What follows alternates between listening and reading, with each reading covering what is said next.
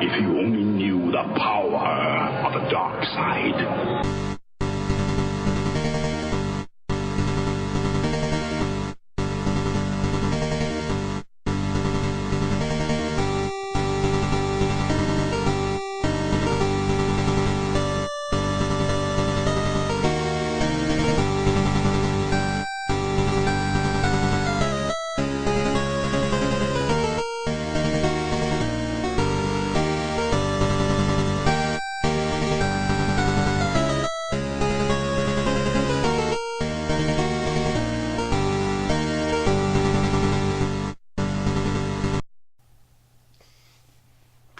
Okay. Hello everybody, welcome. We are doing a 2013 retrospective on games because we like games, in case you haven't noticed. I'm just kidding, I'm lying. I hate games. I'm going home! Gone home. He went home. Gone home! It's a game about lesbians. You should play it. Anyway. What? It's relevant? Spoilers for Gone Home, everybody. 2013. We weren't drinking, I swear. What are you no, don't get my... No, I'm not having this turn out like the last thing we did. We're going to talk about games because, I don't know, I feel like a lot happened this year and we should stop picking up things. I found a quarter. Okay. So, if my buddy here can get over his extremely bad case of ADHD, I would love to actually finish my opening statement, is that we're going to talk about this year because it's been a really interesting year, and a lot of people have been talking about it, and I feel like I should put my spin on it, and so on, and such forth, and adjectives. Okay, so I think the first thing we should talk about is the games that came out this year. And while I have a top 7 games of the year video in the works, I don't think it really matters because pretty much everybody knows the games that I really, really like this year because I haven't exactly kept it a secret. Except for the people that don't read the site or aren't subscribed. Well, then why would they be watching this? Point being... Because reasons. Because reasons. Okay, point being, let's start with you and what your favorite games were this year, because I know you are primarily a retro gamer, and I kind of had to spoon-feed you modern gaming in the past 2 years, so your favorite games this year, obviously. My favorite game of the year just came out probably about a few days ago, and the game's not complete yet, because it's not, the rest of the game won't be released till 2014. It's The Walking Dead Season 2. Yeah, Walking Dead Season 2, but... a close second would be Fire Emblem Awakening. I'm glad you said that, because, duh, Fire Emblem's my game of the year. But, I feel you're cheating just a tiny bit saying that it's your favorite, just because it's mostly the same, because I don't know. I feel like... Well, then how come you said when I put it on my favorite games list, I have to give Season 2 and Season 1 separate slots? Because they're sequel. It's a sequel, but it's still like the same. It's the same thing. It's a continuation. Like mechanically, that game didn't change at all. Is what I'm saying. Like it continues the story and everything, but as for like being a different game, it really isn't. Like I'm still gonna count the Walking Dead episodic game series as a whole, I'd suppose. But it's sort of it's really weird because episodic gameplay is hard to judge, but. Well, you haven't played it yet. I haven't played it yet, true, but it's still like, they weren't going to make it different. It's like, I'm not going to pick it up and be like, oh my god, it's a third-person shooter where I play Clementine. No, that's not. Okay, if they... Third-person is Gears of War. Do you even video game? I thought you said first-person. God dang it. Okay. God damn it. Anyway, other than The Walking Dead, which no one's surprised that you like, not I'm saying it's a bad thing, I'm excited for it, I'm just saying... As far as games that originated in 2013, you said Fire Emblem was a close second. Yeah. Why did you like Fire Emblem? It was my first RPG. Oh, yeah! I made him play an RPG finally. And I'm not ashamed by that. It was... Well, it's technically your first... Well, technically Pokemon would be your first RPG because really Fire Emblem is a strategy RPG because it's, you know... I just, played Fire Red for like 15 minutes, got bored of it. Yeah, Fire Red is weird because, I don't know. X and Y I actually dug. It's like probably my 5th favorite this year. X and Y is on my favorites list. Duh. It's on yours too, isn't it? Yeah. What number was it on your Like list? 5, maybe 4? It was actually at 4. It was 4 or 5. No, mine, X and Y was 5 on my list. Oh.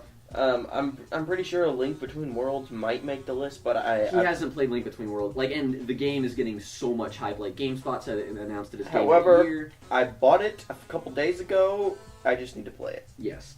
And, like, people are putting it on their favorites list left and right. I know I saw Pro Jared's video. He said it was the second best game to come out the year. Monster Hunter 12 out of 10. Monster Hunter 12 out of 10. That's another game that made it on my favorites list, was Monster Hunter at the very... I want to play that so bad.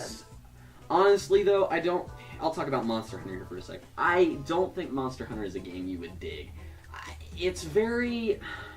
Monster Hunter isn't a games like one of those games that I would lump into like Dark Souls, Monster Hunter, and like a couple games that are and Dota, which they're such niche games and they require a ton of stuff to learn and to actually play. Monster Hunter being the better of those 3 games, by the way, because I'm okay with Dark Souls, but I kind of hate Dota.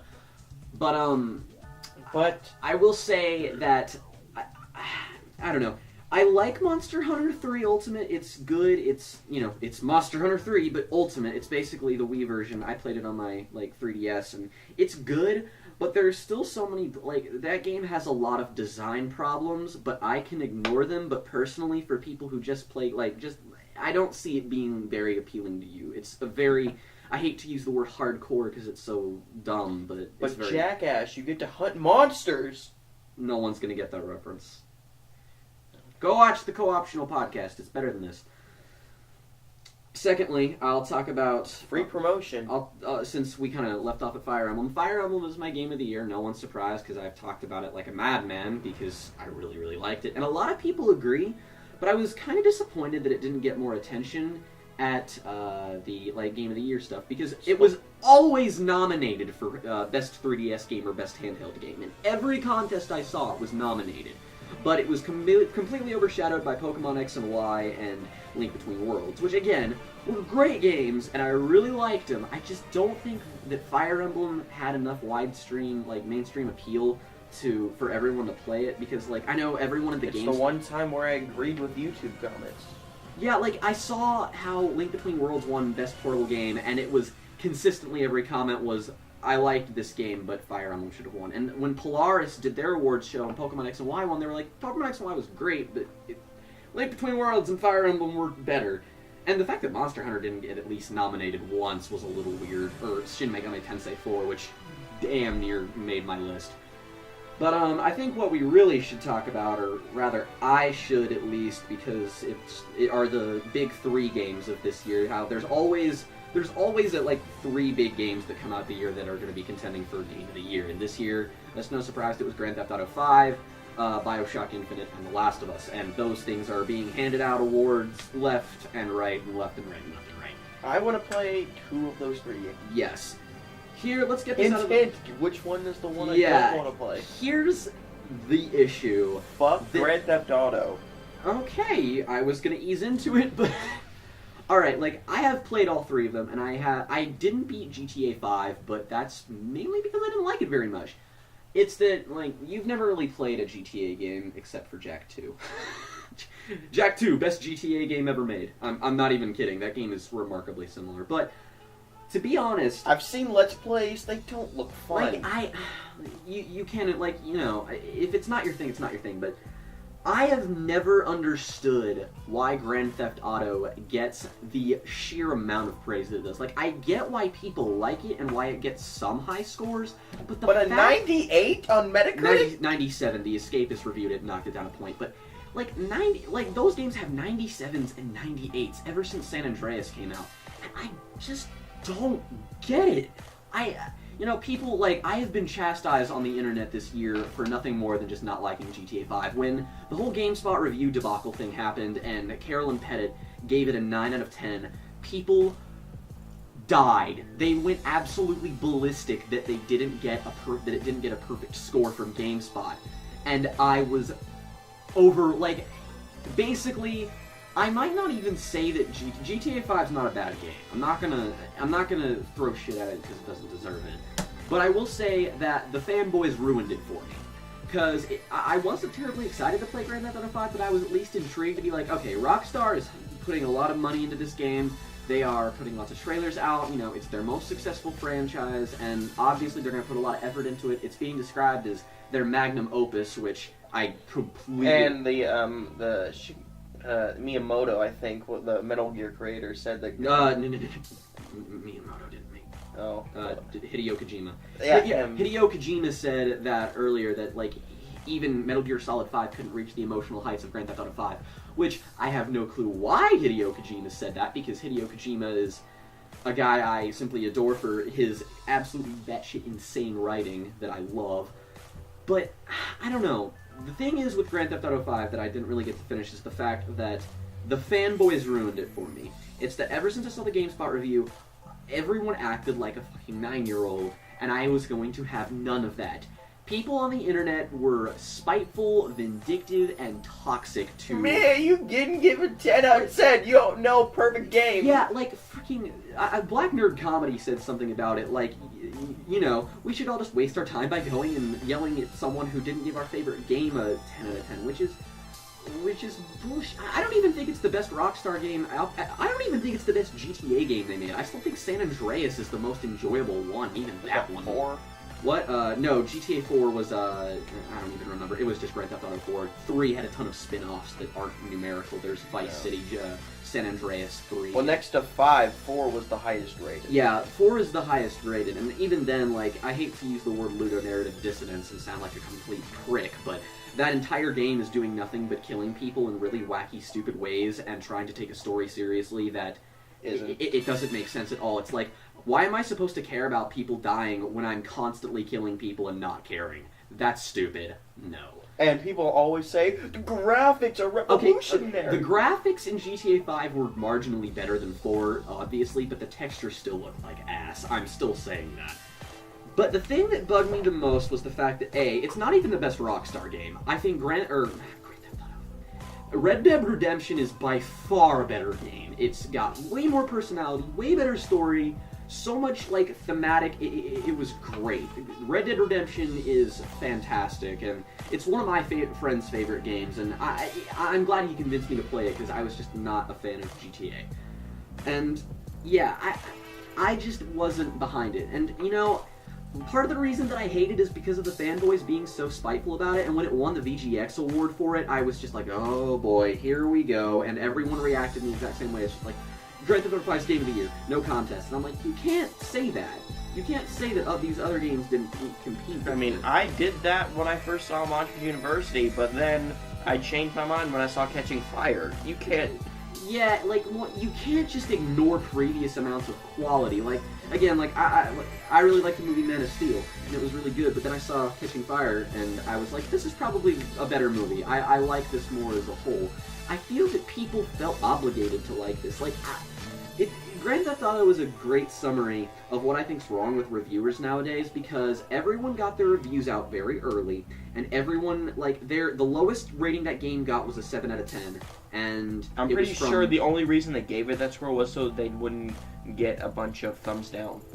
No, that's the reason they did that is, no, they gave the score a 7. Yeah, well, you mean all the other publishers, yes, like, I think that they gave it high ratings just because of the franchise. Like, I think that's done with other games, but with Grand Theft Auto 5, it was probably just like, it looks alright, let's give it a 10, because everyone wants us to give it a 10. And, you know, I'm not saying, like, that happened with some games I liked this year. I think The Last of Us was very guilty of that, because I think it deserved most of those 9s and 10s, and I think Bioshock Infinite deserved a lot of those 9s and 10s. But a lot of people wanted to get their review out, and they probably rushed it and would have probably changed the score overall. But I think that was most prevalent with GTA 5. And from what I played with it, Grand Theft Auto, ever since 3, has just been a game that I can dick around for an hour and be like, that was kind of fun, but I didn't draw anything from that experience. Like, GTA has this extremely negative view on American culture. It's got this very parodic sense about it that tries to be witty and entertaining, but just doesn't really hit the chord for me, and honestly, I want to stop talking about it. Scream with Black. I just kind of want to stop talking about it so I can get to the other two games. Like, So, in the comments, don't flip out that I didn't like Grand Theft Auto 5. I don't think it's a bad game. I just think it's extremely overrated, and I think that everyone who liked it to such a degree they just hated everything else. And I hate fanboyism, and I even hate the term fanboy, but that perfectly exemplified what's wrong with games right now. It's like when Screw Attack made fun of people being fanboys of Zelda. Yeah, it's the same thing except worse. But let's get to the other two of the big three, BioShock Infinite and The Last of Us, which are games that I actually like. So I'm not evil and mean. They are both amazing. So let's talk about the game that I liked, that I have less to say about because I really agree with the vast majority of people, and let's talk about The Last of Us. I want to play that game so hard, but I'm pissed because I don't have a PS3. Yeah, I don't have a PS3 either because I had to borrow my friend's and I had to actually go and rent a copy. So that wasn't fun, but it was worth it because The Last of Us is incredible. I think that, like... I have a PS2. Yeah, good luck with that. Go get Uncharted or something. Wait, no, Uncharted's PS... Never mind. But, Naughty Dog is a developer that is consistently great. I mean, I love the original Jak and Daxter. Yeah, the Jak and Daxter series is really good. Crash Bandicoot is really good. Like, that and Spyro are like the original PlayStation mascots. And then they made Uncharted, which was a really big leap because they kind of went like... They went from Crash Bandicoot, who's like this really iconic, like Mario-esque character, to Spyro. Then they went to Jak and Daxter, and they're kind of like slightly more they're cartoony, but they're a little bit more adult. Like Jak 3 is a little bit more of an adult game. Like it's more geared toward teenagers. Yeah, and then that's why the original Jak had like an E rating, but then 2 and 3 had a T rating. Yeah, and then they went to Uncharted, which was full blown. Like it was basically Indiana Jones the game, except you weren't Indiana Jones. But Uncharted's awesome. But that means you still don't get to play as Harrison Ford. Yeah, which makes it work. But Nathan Drake's cool though too. Uncharted movie, can't wait. But The Last of Us. An Uncharted movie? Yeah, there's work for the screenplay. I'm nervous because I'm considering. Don't worry, it's not being made by Uvable. Is that every other video game movie? Yeah, like Alone in the Dark and Blood Rain and all the really bad ones. Mario? Mario, I don't even remember, but that was back in the 80s when Silent Hill. Actually, I'm gonna stand up and say I'm gonna defend the Silent Hill movies and say that I don't hate them. I like Silent Hill 1. I mean, not to... Which is weird because I'm not a fan of the games, to be honest. Like, I like Silent Hill 2. Silent Hill 1 was... I mean, I don't want to name drop, but there was one critic last year who put Silent Hill Revelation as the worst movie of the year. year. They're polarizing, like, yeah, but I like Silent Hill 2 and 3. I like 2 a lot, but all the other ones are just kind of meh for me, but... Oh, I completely went off track. The Last of Us. Speaking of survival horror, The Last of Us is what happens when you take The Walking Dead and you pair it with Splinter Cell and Uncharted and turn it into a stealth game that revolves around sneaking past people and zombies, and you have to use like actually it's really more like Resident Evil. I can't wait. Except, basically it's Resident Evil 6 if Resident Evil 6 weren't garbage. And what I really like about The Last of Us is its story is, like, it got praise from everybody. Like, it's got top-notch production values. Like, that game was $300 million. And it looks like it's $300 million. It is a fantastically realized world. Like, normally you just have zombie apocalypse. It's brown. Great, that's exciting. In The Last of Us, it's like this overgrown jungle of a place. It's so interesting to look at, but it's got its like darker, muddier kind of places that are just from seeing the pictures, I'm impressed. Like the graphics, they look fantastic. But again, I'm not really a big fan of graphics over gameplay. Yeah, because any 2-bit games can be better than Speed Racer or something. Need for Speed. Speed Race. Need for Speed. Yeah, that. Okay, but, yeah, the story is what I like about that game, mainly because in so many other zombie apocalypse stories, or even just apocalypse stories in general, it's about everyone trying to survive in, a group, and they're trying to be helpful, and they're trying to, they make tough decisions and stuff. But The Last of Us shows that it's like, that's really not always the case with this kind of thing. The Last of Us is like the movie and the book The Road, in the sense that it's definitely not entertaining, but it's real. Like, you can't genuinely say when watching something like The Road that it's entertaining because it's horrifying. Like, you're looking at it and you're like, this is really just, this is depraved, and it's supposed to be, and The Last of Us is a lot like So that. would you say that between The Walking Dead and The Last of Us, which represents a zombie apocalypse better as a whole? I would say The Walking Dead represents it better, but The Last of Us represents the relationship between people better. Even when you make your own relationships? Yes, even when you make your own relationship, it's because in The Walking Dead, I still feel like there is... Because Mass Effect is so prevalent in my mind, I still feel like that even though there's no Paragon and Renegade choices, even though there's no good or bad, there's still parts in the story that I feel like I'm very... Well, in The Walking Dead, there really is no good or bad decision.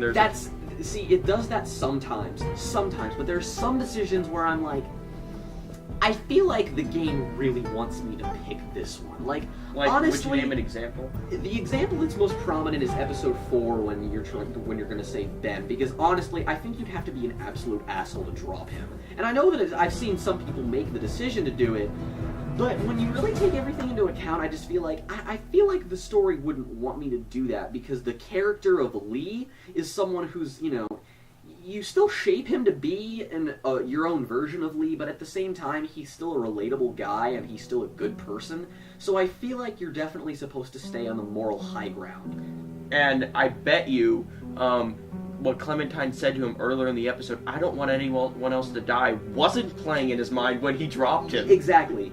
That's the thing. Like, The Walking Dead sort of has, like, this morality thing, and because The Last of Us is a little bit more linear, I kind of like that, but the same problem, The Last of Us and The Walking Dead have the exact opposite problems for the exact same reason. Yeah, Because, like, they want you to take a moral high ground, whereas Joel in The Last of Us is a more interesting character because he doesn't give a shit. It's because, like, okay, spoiler for The Last of Us, but this happens in the first 20 minutes, and honestly, you know what's going to happen when you see it, because, like, in The Last of Us, you see the zombie apocalypse happen. Like, you see the exact second it goes down. Yeah, and like Walking Dead, where it's just like it happens and no one knows why. Yeah, you're just kind of like, oh, I guess it's apocalypse now, and it happens very quickly, but in The Last of Us, it's like, whoa, like, mass panic.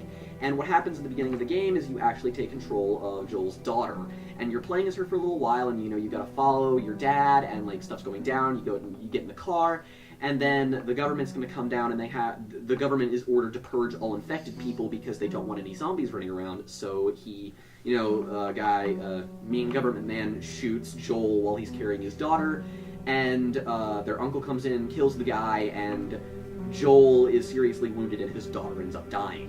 And there are some games that do this very poorly. Like Killzone Shadowfall is a really good example of a game that's like, I'm going to kill off this character's dad at the beginning of the game to make you feel emotionally invested, and I didn't care at all. But I really cared in The Last of Us because we got to see a little bit of their relationship, and you actually got to play as her, and it felt that way.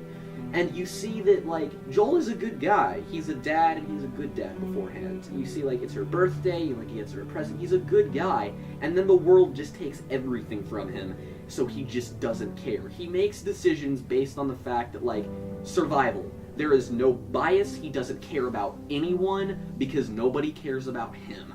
But then Ellie comes along, who is, you know, this, you know, smart... Rivals Clementine. Yeah, she's like this cute, smart-mouthed girl who may or may not be the key to curing the entire world, but ends up sort of not being. And it's a really interesting dynamic they have because, you know, Joel is... He's still a dick for the most of the game, but instead of being a dick for himself, he's a dick for her. But do you play as Joel? Yeah, there's different parts. You go through the seasons of like a year, and for the first like 2 seasons you play as Joel, and then first season you play as Ellie. Is this game third person or first person? It is third person. It's like Resident Evil, which I think adds to it because I think first person horror games, you need to do it really well. It's kind of like Dead Space also. Like Amnesia? But, yeah, like, if you're going to do a first-person horror game, it better be like Metro Last Light or Amnesia, and to a very, very lesser extent, Metroid Prime. That game is very much like a, toned-down version of Dead Space in some areas. Like, GFS Valhalla in Metroid Prime 3 is a scary-ass place.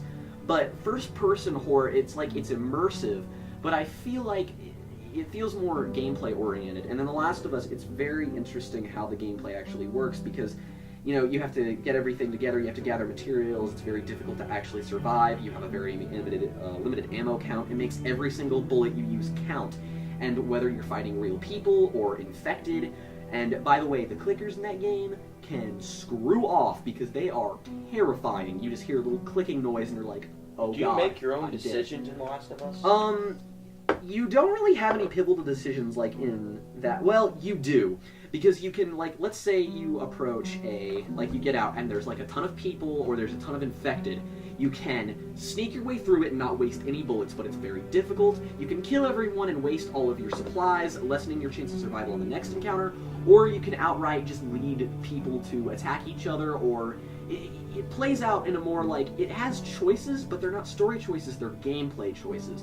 It feels vast, and it feels interesting. Going back to a point you made earlier about how The Walking Dead, even though you can choose to drop Ben, but the game leans towards you to pull him up, because I kind of see where you're coming from, because I pulled him up just because I like the character. Yeah. And then I went back on YouTube to watch a Let's Play version of the story where you did drop Ben, and that version of the episode kind of sucks. Yeah, like it doesn't go.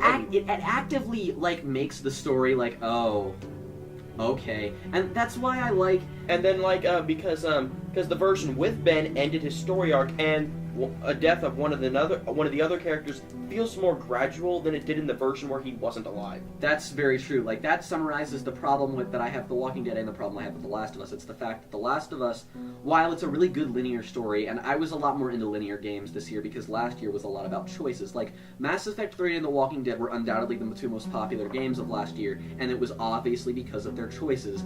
And Walking Dead was popular because it had good choices. Mass Effect 3 was popular because it had really bad choices. And it's entertaining to make bad choices? Apparently. Because, unlimited power. Unlimited power.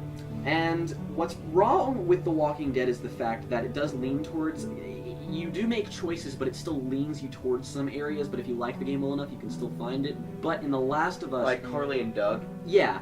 In The Last of Us, you sort of like... You watch it happen, it's sort of like a movie, and you really enjoy everything, and you like how this character is not very typical, and how, it's a unique style of writing, but at the same time, he's a dick. So, like, I like that they made him that way, because not all protagonists should be good guys, in my opinion. Like, I want some more interesting flavors, but at the same time, he's a dick. I understand why he is. Like, I'd punch him in the face, but I'd punch him in the face to, get him to wake up and come to his senses a little bit. It's a much more realistic take on everything that would happen in a zombie apocalypse. Everything wouldn't be like, oh, togetherness, everything brings us together. It's like, no, you are either...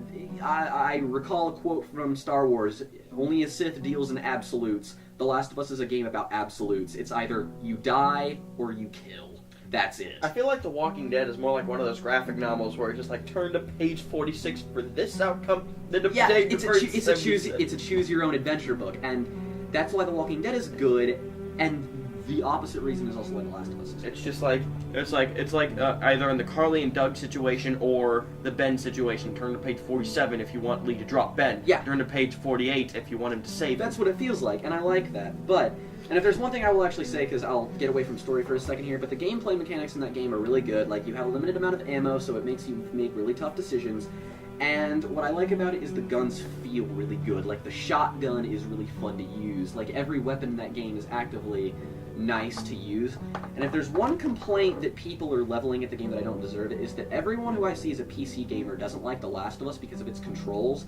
And honestly, like, alright, PC Gaming Master Race, whoop-de-fucking-do, I don't really care about you all. At the same time, don't knock a game because you like mouse controls. The controls in The Last of Us were absolutely fine. Everyone who I've talked to, and like even people that play PC games, one of my friends played The Last of Us and was like, yeah, the game controlled fine.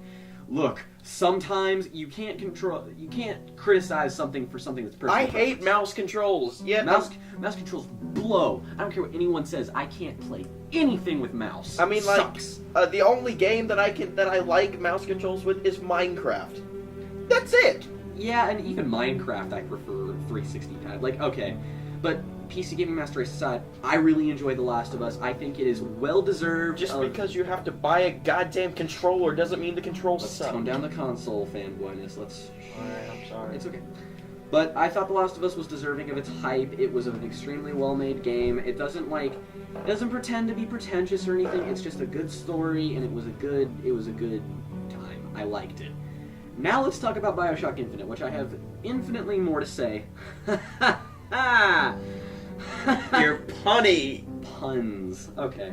BioShock Infinite was my runner-up for Game of the Year, and for a while I thought it was going to take Game of the Year because it was really good. As if I had actually bothered to make my review for BioShock, people would know that BioShock is one of my favorite games ever, as it is a lot of people. Like, I remember watching...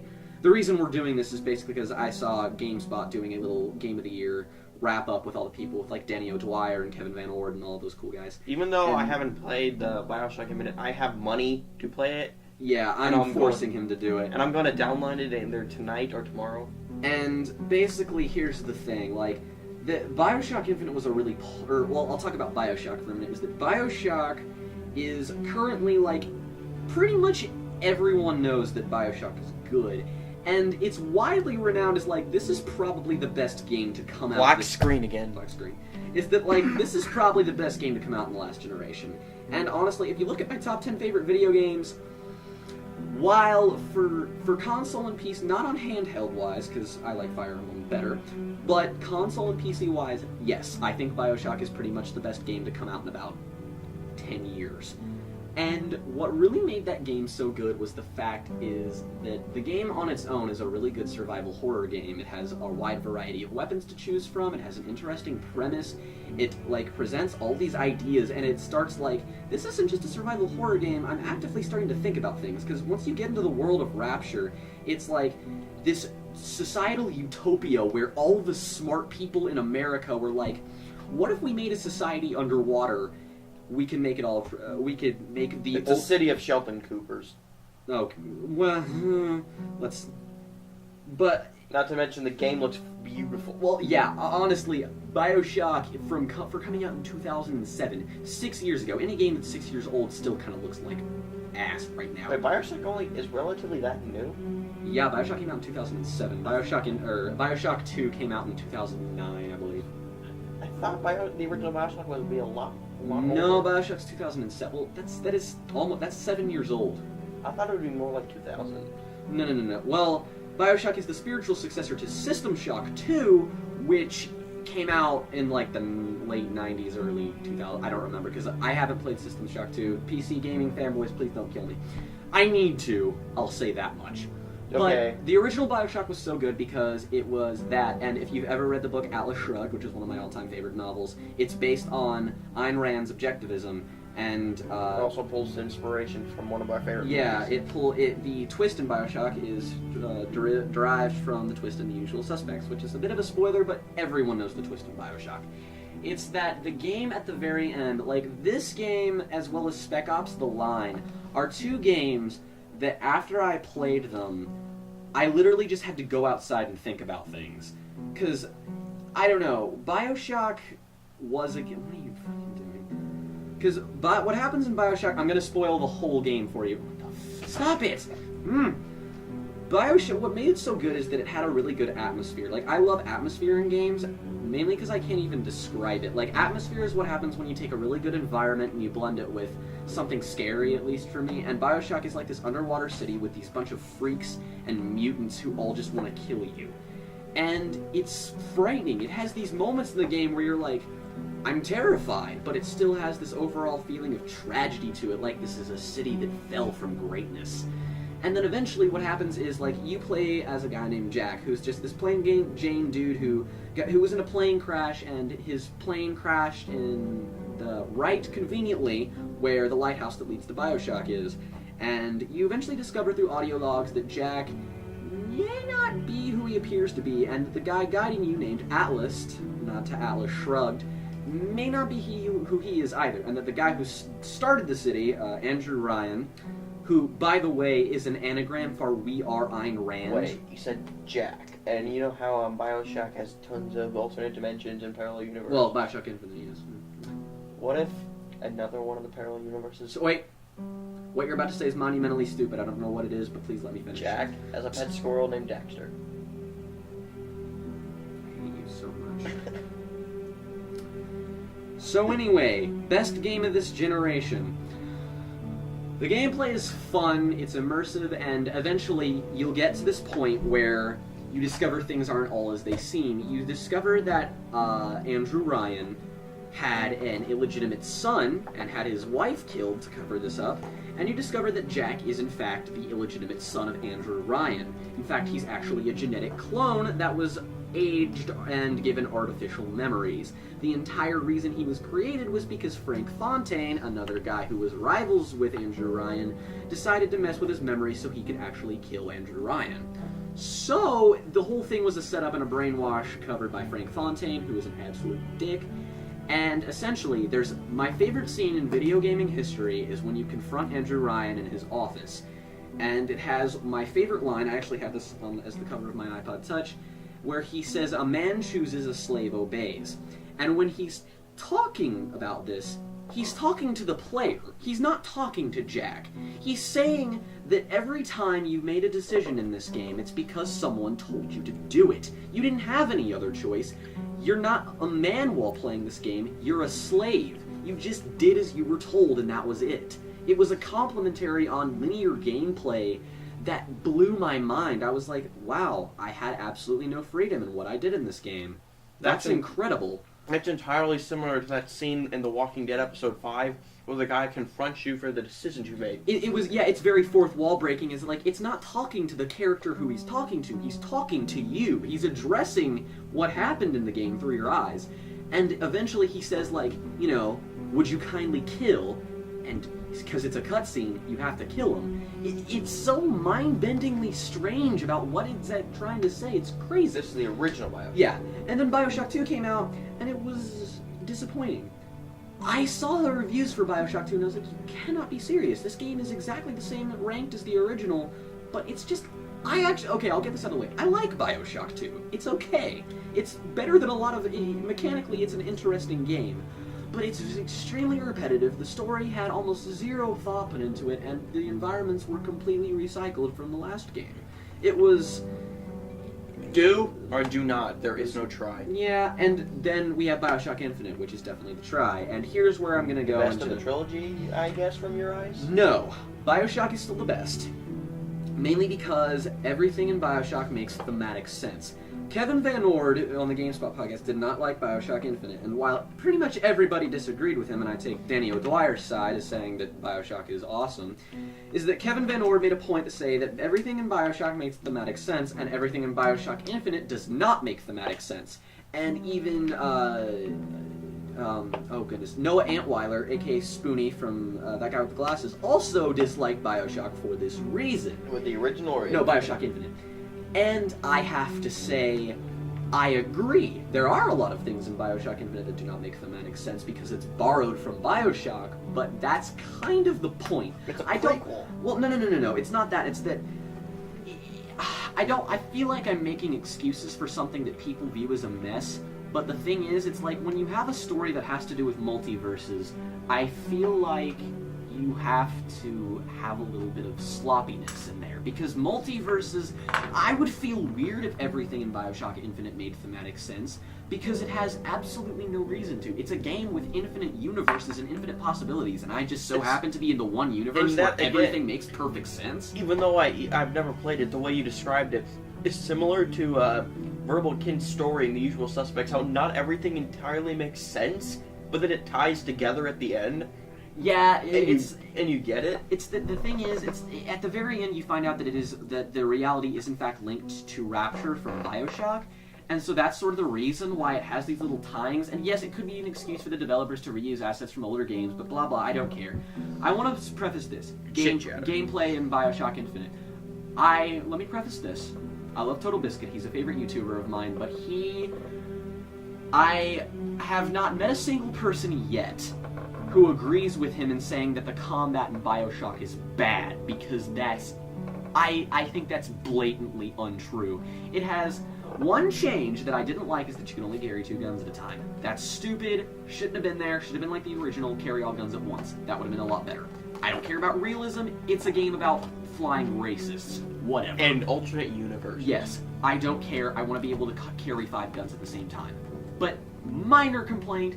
It does force you to make some decisions as to what kind of guns you want to use, and there's a lot of them. I mean, there's a huge variety of guns, and they're all amazing. Like, if I can praise Bioshock Infinite for anything, if I want to get past the story for a second, which I will talk about, its gameplay is invigoratingly fun. I mean, I am flying around like Spider-Man, machine gunning racists and setting them on fire with supernatural powers.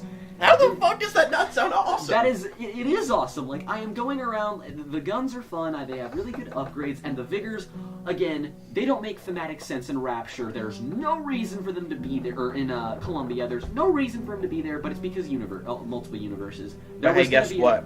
It may not make thematic sense, but it's fun. That's true.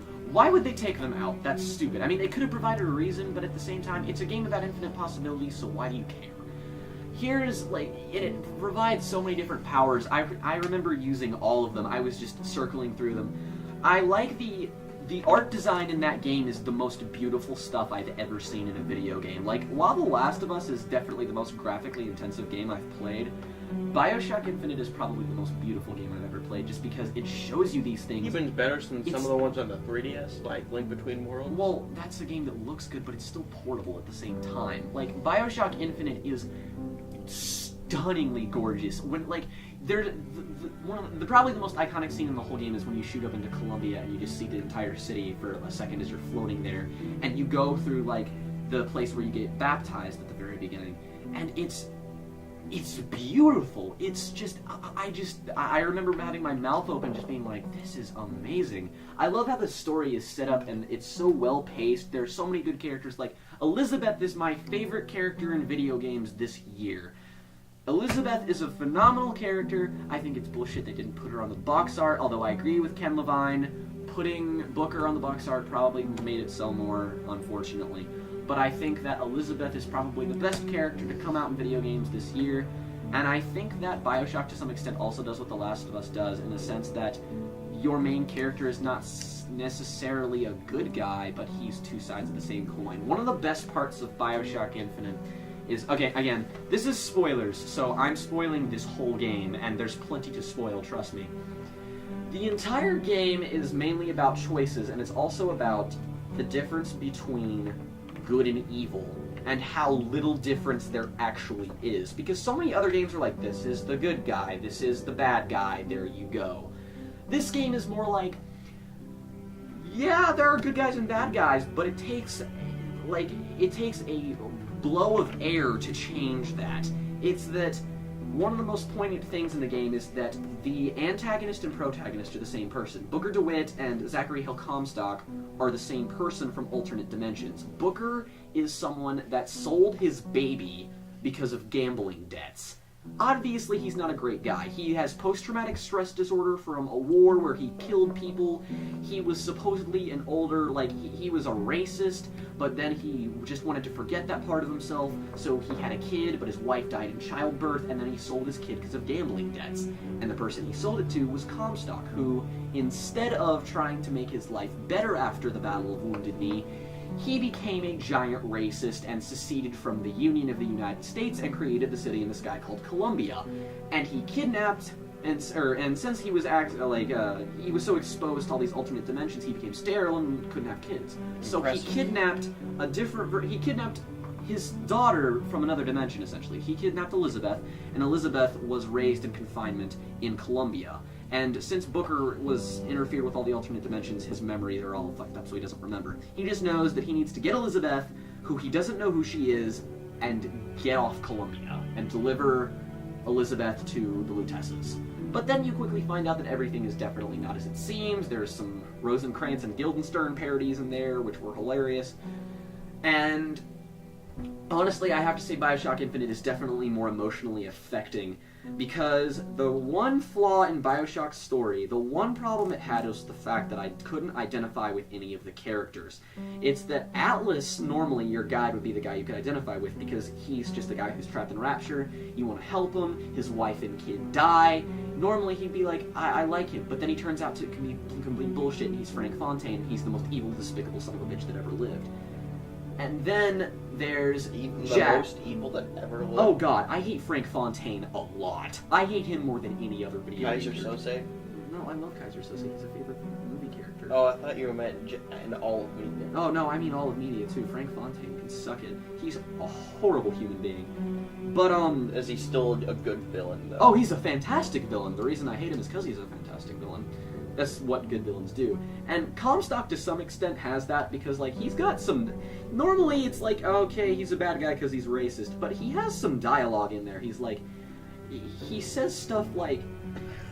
he said he had a carpet made of black people that should be thankful he hadn't stepped in shit. I was like, whoa, that's really... Oh, that's not okay. So it's not generic, it's overplayed, yes, and like some people say the racism in Bioshock Infinite is window dressing, but the thing is, it's not, because it's prevalent to the plot, because again, you have the whole duality of Comstock and Booker being the same person. Neither one of them are very good people.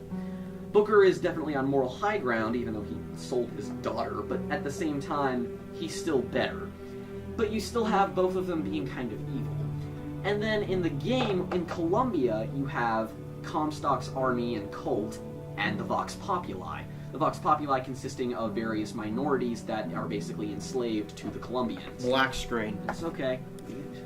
We know. There's the light goes down. There's, like, basically what happens in the game is that there is Comstock's maid, named Daisy Fitzroy, gets blamed for the murder of Comstock's wife that she did not commit, and she starts an uprising with all the African-American, Irish, and so-called immigrants to rise up against the Colombians. And of course, like, once this element's introduced, you're like, okay, these are the good guys, I'm gonna fight with these guys. But then it takes you to a parallel dimension where Booker helped the Vox Populi, and the Vox Populi go crazy. They just start killing everyone, and eventually Daisy Fitzroy kills Jeremiah Fink, and then she holds up a gun to a child, like a little, just Colombian citizen. And Booker has a line that says, he's like, the only difference between Comstock and Fitzroy is how you spell the name, and I think that perfectly sums it up. It's because while Daisy Fitzroy, it's like they were very much in the right to rise up, to what extent is that correct? Because eventually, you know, she has a gun to a little kid, and she says something along the lines of, this kid is just going to grow up to be another racist that's just going to, you know, ruin my people. It's just going to grow up to be what its parents were. And it's going to, like, you can't justify the murder of a child, but that's as close as you can get, because I didn't necessarily not agree with her. And that leads to one of the most emotionally compelling parts of the game, because Elizabeth kills her then. And it's a roller coaster. The relationship between Booker and Elizabeth is great, because I think that it's nice that you are never out of control of your character. One problem with The Last of Us that I had is that most of the dialogue happened in actual cutscenes where I couldn't do anything, whereas I'm experiencing the dialogue from Elizabeth as Booker. That's one of the things I like. Again, I'm talking about The Walking Dead, but I like how there's not real cutscenes in the game, because you can... They're interactive cutscenes. Yeah, it's like Dragon Age or Mass Effect. It's like in that Star Wars prequel video game that was better than the actual prequels, where you can just respond unlimited. The Star Wars: The Old Republic, which was made by BioWare, who made Mass Effect and KOTOR, and where you can just respond unlimited power every time. Well, it was more based on decision making too, which was the best part of the game, incidentally. And there's also something in Bioshock that's controversial in saying that there's several key points where you make decisions, and only like one of them really only matters. One decision is whether or not, at the very beginning, you discover everyone is a giant racist, and you can either throw the baseball at Jeremiah Fink, or you can throw the baseball at the interracial couple. And you would have to be an absolute asshole to throw them at the racial couple. Yeah, you accidentally did that. He wasn't reading the dialogue, and he was a racist in the game, sorry. But I played like 10 minutes, and I threw a baseball. It only affects one part. Like, that part never comes up again. It's just morality, and I get it. The point of the ending is to introduce the fact that there is only one solution to this problem that they were having in the game. It's that multiple endings would have ruined the entire point of the game, and I get that. But the only decision that really matters is when you're about to kill an old war buddy of Booker's who has post-traumatic stress disorder, and all of his men have been killed, and he wants to die because he wants to die a soldier. Or you can just let him live because do you want to kill somebody in front of Elizabeth? And that has some story consequences as to what happens afterwards, but it still doesn't matter. You can choose a bird or cage necklace for Elizabeth that, again, doesn't matter. It's obviously supposed to be symbolic. I haven't played the game, played like only outside of the first 10 minutes of the game, That scene I saw on YouTube, that clip of that scene where a bunch of Elizabeths drowned you was fucked Yeah, up. the very end of the game is one of my favorite video game endings of all time, if not my favorite.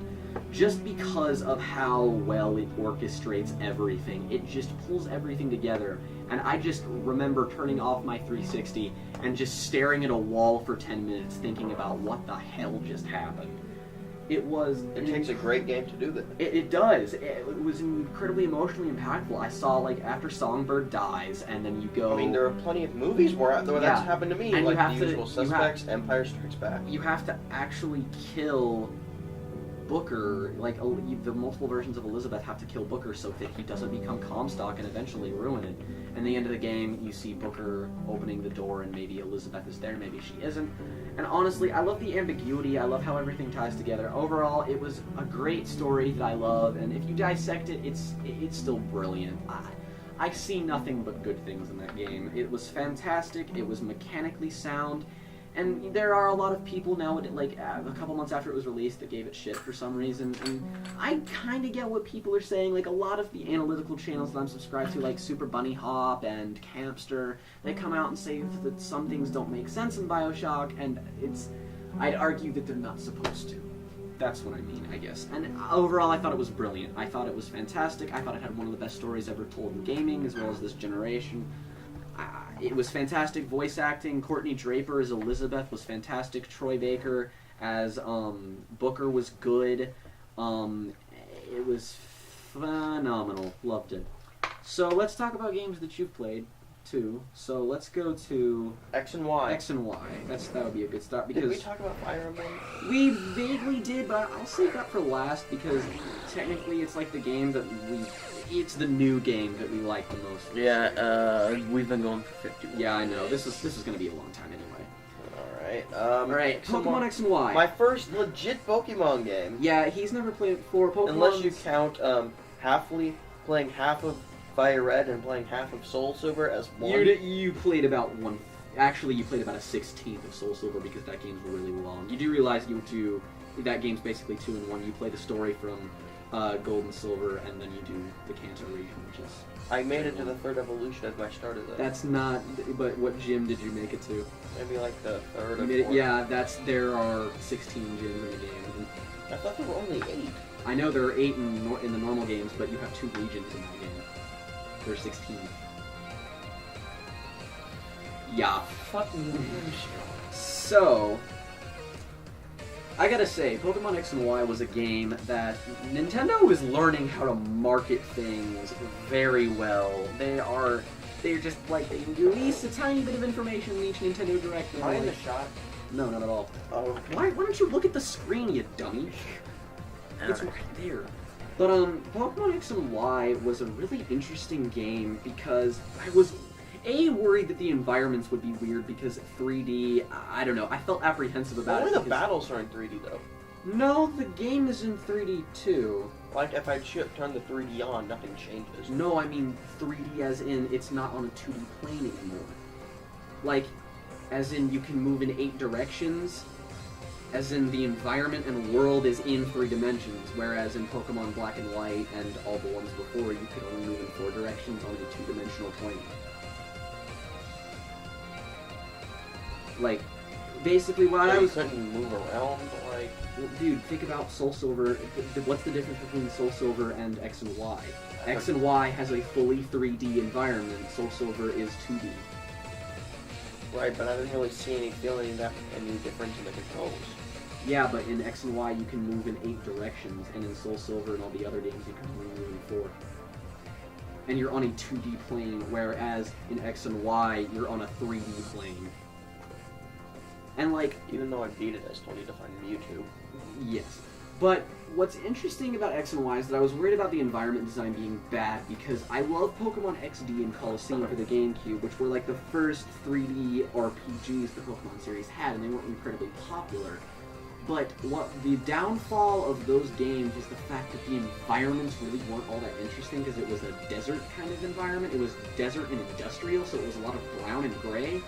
And like Pokemon regions are so interesting because they're so, bright and vivid and colorful. Like Kanto and Johto were kind of boring, but like Hoenn from Gen 3, Sinnoh from Gen 4, and Unova from Gen 5 are all really interesting and varied environment-wise. And I was just worried that they would add too much of one thing, but they balanced it really well. They had, lots of water, they had, lots of grasslands, some cool caves where you could go in third person and stuff. It was really cool. I liked how the perspective of the camera changed. Like, it would go from sort of a top-down 3D view to a behind-the-shoulder, third-person kind of view in some I like cases. how you get your running shoes at the start of the game. Yeah, you have the skates, which are weird just because, but you can just start running and start roller skating. You like the skater challengers. Yeah, you can just skate wherever you want and you get there quickly. And you can even grind, and it reminded me of an old PS2 Rocket Power game. Yeah, it was freaking like, you could just, and then you get the bike and then and it's ludicrously fast. Oh, I love how there was one, remember that one point in the game where there was this playground and you could slide down the slide on your bike? I'm like, that would be so dangerous. And that was pretty fun. But what was cool about X and Y was, you get to sit on benches. Yes, best edition, 12 out of 10. Was how well the game transitioned into 3D. It's because, with black and white, as good as those games looked on the DS, they were starting to show their age, mainly because, like, I just felt like with games that looked as good out of battle and in battle as Fossil Fighters, I really feel like Nintendo could have made Pokemon 3D a bit sooner on the main series games, because I look at other DS titles and I'm like, these graphics are incredible and these 3D models are actually half decent. Like, this is better than anything you'd see on an N64. But when they did it on the DS, you still had 2D battles, and you still had 2D environments and sprites, and it felt a little unnatural, whereas the game goes into cel-shaded perfectly. The 3D models are beautiful. Everything looks like that game is visually gorgeous. It runs at a buttery smooth frame rate if you have the 3D off. It's just nice to play. Rockin' soundtrack.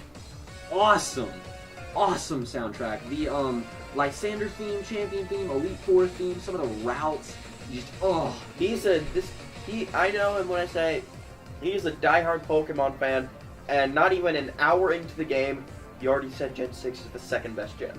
I didn't say that I didn't say that quickly. I said that after a couple of gens.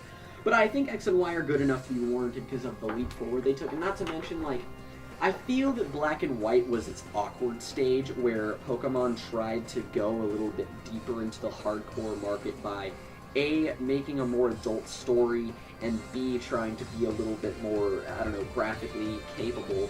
But they tried with the DS, but it didn't really go out over that well. I mean, the sprites look nice and they were fully animated, but they're was Black and White 2 also for the regular DS? Yeah. And, like, that's the thing, like, if you compare the Black and White 2 sprites to the Pokemon X and Y 3D models, they don't even hold a candle. It's not even close. They look far and away so much better, and like the level of interactivity in the game is nice. Like the Pokemon Amuse thing I thought was going to be dumb, but I actually really like it. It's fun. Super Training makes competitive battling so much nicer and easier, and it's streamlined. And not to mention free XP share. The EXP share, yeah. A lot of people complain that X and Y was a lot too easy. That is my main complaint with the game. I didn't die once. I haven't died once. I beg to differ. I'm sorry, dude, but like it's your first Pokemon game and you're kind of shit at it, so I died to the Elite Four. I know, but whereas surprisingly, I didn't die to the Champion. I beat the Elite Four. I've probably beaten them around 60 times, and I haven't lost. Come close to losing once. Like, it's not a brag. It's just that the game is just really easy. It's mainly because of the EXP share. If you turn it off and you want more of a challenge, I'm sure you get more of a challenge. Well, if you have the option to turn it off, then why are you complaining that it's easy? But, well, at the same time, though, it's like, because I'm a competitive battler, like, I want to get to the end really quickly. Because that way I'll have all Pokemon at my disposal, I'll be able to get all the Personally, I like that, because then I don't have to go through the pain of leveling up every single one of my Pokemon. That's kind of why I liked it, too. I just feel like, I don't know. Maybe they made it a little too easy. Maybe they should have received when I first played, before I do competitive stuff, I want to play the story mode. Because the story part of the game is one of my favorite aspects, and I'm going through the game with just one Pokemon because going through Soul Silver's story is not going to be that enthralling. Because like that's what I was basically doing. And before I gave up on Soul Silver, I was going through with just my one starter, and he was just like, You know you have to use other Pokemon. Yeah, right? watching him play through Soul Silver was a mess. But I didn't have that problem with this game. And okay, we got inadvertently cut off time limits, but Fuck that. yes. With the police.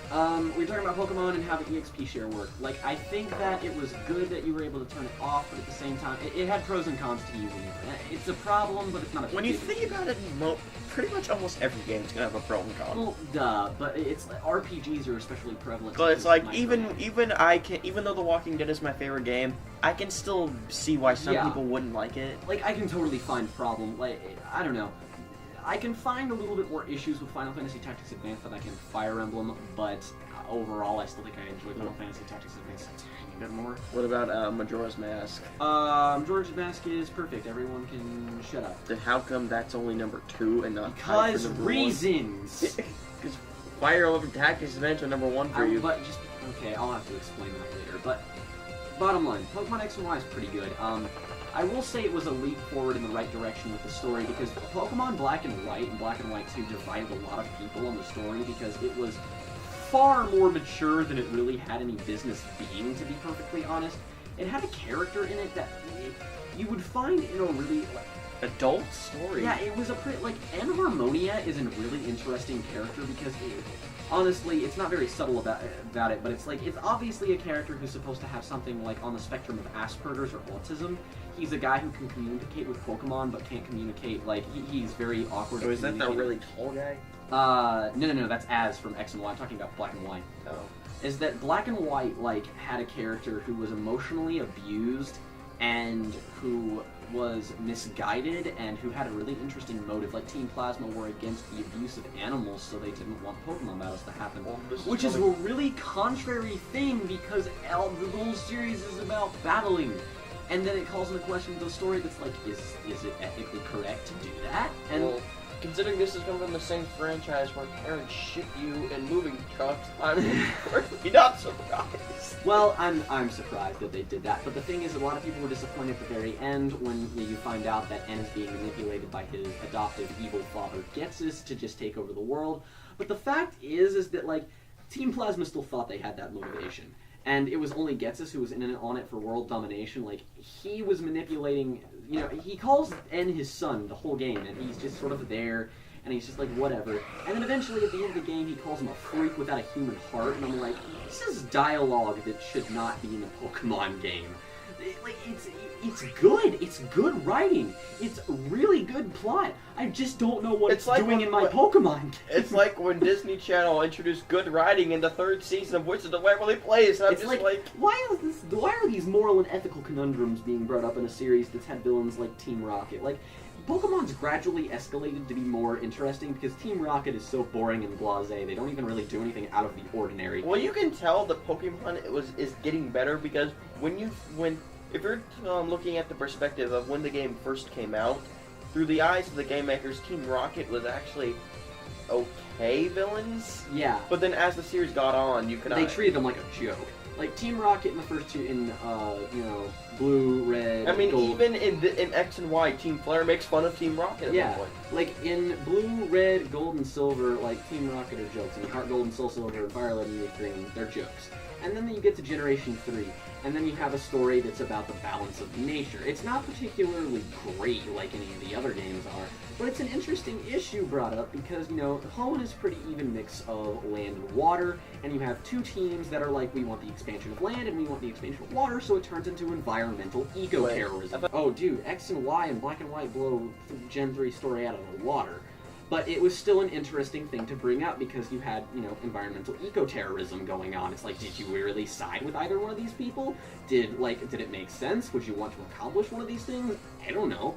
Do you think it's correct that they're doing it in the first place? I don't know. So do you think X and Y story is better than Black and White? On a whole, yes. I think X and Y did something really interesting with the fact that they made Team Flare a bunch of generic mooks that were in it for the money. And that is believable, because all the other things are like Team Rocket were bad because they were evil. Team Magma and Aqua were bad because they were Can you please stop interrupting me? Please. Okay, thank you. is that Magma and Aqua wanted the expansion of land and water, but everyone else did too, and it was quite a coincidence that they each found like 1 billion people that wanted the same thing. And Team Galactic, which I neglected to mention, you know, I have no idea how Cyrus even recruited people, because he just wanted to be the supreme dictator over a dimension with no happiness. Who is Team Galactic? The villains of Platinum, Diamond, and Pearl. What is their motivation? Basically, their leader wants to destroy the entire universe using the Pokemon gods that created it, and then recreate an entire world, except it has no emotion, happiness, or life in it, so he can rule as supreme dictator. So how did he convince them to follow him? Exactly. That, like, I guess he lied, but Cyrus was an interesting character who really never got anywhere. I never got him. But then Gen 5 came along and it presented some interesting characters, some interesting moral dilemmas, and overall a pretty satisfying story that concluded nicely when N came back in Black and White 2 as a hero rather as a villain. And it's even got symbolism. Like, you see N's room in the first Black and White game, and, like, N is an 18, like, to 21-year-old guy. And you see his room and you're like, this is a room for a 3-year-old. It has a fucking crib, it has a basketball court kind of thing. He sleeps in it has it has a train, it has, like, colorful wallpaper, like, what the fuck? And it's got this really creepy, like, lullaby music track playing in the background. And then in Black and White 2, when N becomes the hero and decides to abandon all of his innocence and naivety from the first game, you find his room completely destroyed, ruined, like everything's dark and scary, and the music that plays is genuinely terrifying. So it's like Sid's room. No, worse. And not everything has to be an analogy. But point being, X and Y did some really ballsy stuff with their story. It's that Pokemon is generally like evolving into this thing. It's like, yeah, it's most of Team Flare generic moves in for the money, which makes sense. They just, you know, they're fabulous. I know, whatever. I don't care. And then eventually you find out that, like, the villain actually has a, you know, he was the person who invented your thing, your Pokemon communication thing. So that's how he was able to get all of the money to finance all of this stuff. And then eventually you find out he's the descendant of this ancient king who built this giant super weapon when there was a Pokemon War. And yes, people, a Pokemon War happened. I never noticed that he was the descendant of the tall guy. Yeah, he was the descendant of the... Yeah, Professor Sycamore talks about how he's the descendant of the king that destroyed the world and then tried to recreate it, but then his Pokemon abandoned him because he was a heartless, soulless asshole. And then it turned out to be Az, and he didn't know that. But Lysander is probably the franchise's best villain because, you know, he actually makes a point. Is that he's just like, everything in the world is going to waste. People are misusing resources, they're being idiots. Why, you know, let Darwinism take into effect and let's start over. And let's kill everyone and then rebirth the entire world. And in a sense, he makes a point. Like, he's not just the generic, oh, I'm a bad guy because I want to be a bad guy. He's got legit motivations and got legit reasons for having them. This is one of the best motivations I've ever seen. Yeah, why the hell is this not a Pokemon game? And it has a satisfactory ending, too. Like, you have the final boss fight with Az, and then the Pokemon comes back, and, you know, he discovers the joy of Pokemon battling. It's almost like a resolution to both X and Y and Black and White. As is like a resolution to how, you know, it kind of unites people. That, and I love how they took advantage of the 3DS's hardware and were able to make a really good connective like interface and had good online rather than the DS, which had very spotty online, and you know, you have to go actually on the computer to do it. When was the last console Pokemon game? That was Battle Revolution on the Wii. It was pretty good. It was alright. I think it's alright. Has there been any Wii U game consoles? Well, there have been, but they've been Pokemon Rumble spin-offs. You remember the Wii U? Yeah, it's Pokemon Rumble U. Which, to be fair, is an insanely repetitive and borderline Pokemon Rumble is actually a pretty bad game that I love. Did you ever play Hey Pikachu? Hey You Pikachu? Yeah, I did. My friend had an N64 for mine. Is that the worst Pokemon game? No, it's not. Technically not even really that bad of a game. It just... Worst Pokemon game is Red and Blue. Flame Shield up! Okay. Anyway, what about you? Worst, you mean least good? Yeah, Red and Blue's not bad, it's just not good. But, let's move to... another 3DS title that I didn't expect to enjoy this much, even though, because I only played half of it. Luigi's Mansion 2. Luigi's Mansion 2 is a kick-ass game that I can inevitably curse for being good in its own right, but not good in the same way its predecessor was, is that I will praise Luigi's Mansion 2 for being insanely good, insanely fun, and just overall it's a really good time that you need to pick up, and I had a great time with it. But it is doomed to be compared to its predecessor for me, because its predecessor is one of my favorite games ever, one of the most nostalgic games to me, and it just doesn't compare with it on the same level. It's the fact, like I was talking about atmosphere when I talked about Bioshock, and Luigi's Mansion was a game that I loved because it had atmosphere. It was a game that was like, it was dark, in a sense that, like, it was still charming because it's a Mario game, but it was still spooky. It wasn't scary or anything. It wasn't like Dead Space level of, It's a Ghostbusters game, but you play as Luigi. Yeah, it's cute and it's dark. It's got genuine moments of just being like, you feel alone. It's like Metroid, about how each one of the Metroid games, especially Fusion, about how it feels kind of like a horror game because you feel isolated and alone. You have no communication to anything. And the protagonist actually has a character. Yes. And Luigi, that's what I like about Luigi's Mansion 2, is that it has a lot of personality. Like, Luigi feels like a real person, because he's so, like, he's lovable. He's just, you know, he's kind of a He's frightened, he's scared. He's a lovable coward, and, you know, he still does what he needs to do, and he's, like, he's sort of cute. He does, like, the little, like, idle animations that are funny. He exudes personality. And I know, this is, like, really weird, but he's kind of like Courage the Cowardly Dog in the sense where he's a coward, but yet he's still brave enough to do the shit he needs to do. Which is bravery in a sense. Like, I love Luigi. Unlike Mario.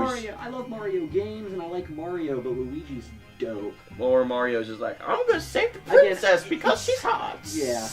Yeah. Starbomb. Go bye now. But, one thing I like about the original Luigi's Mansion is that you feel isolated in this mansion is because it's all connected. The one problem I feel that could have been fixed to make Luigi's Mansion 2 better was the fact that it shouldn't have been mission-based. I hated the fact that it was mission-based. And why did that bother you so much? I don't know. Like, it's still good in that sense. It makes everything work. Like, everything is this living, breathing environment that's very explorable. Like, it has tons of secrets. It's awesome in that way. And yet, at the same time, it doesn't make it feel as special because the original Luigi's Mansion was all one place. It felt connected. Whereas you can't access all of one area, but it still feels like you can get there eventually. But Luigi's Mansion breaks into 5 different mansions, which is cool in its own right because it has different themes. Like, the first mansion is kind of like the original one. It's just a mansion. And then the second place is like this weird, overgrown garden scientific place.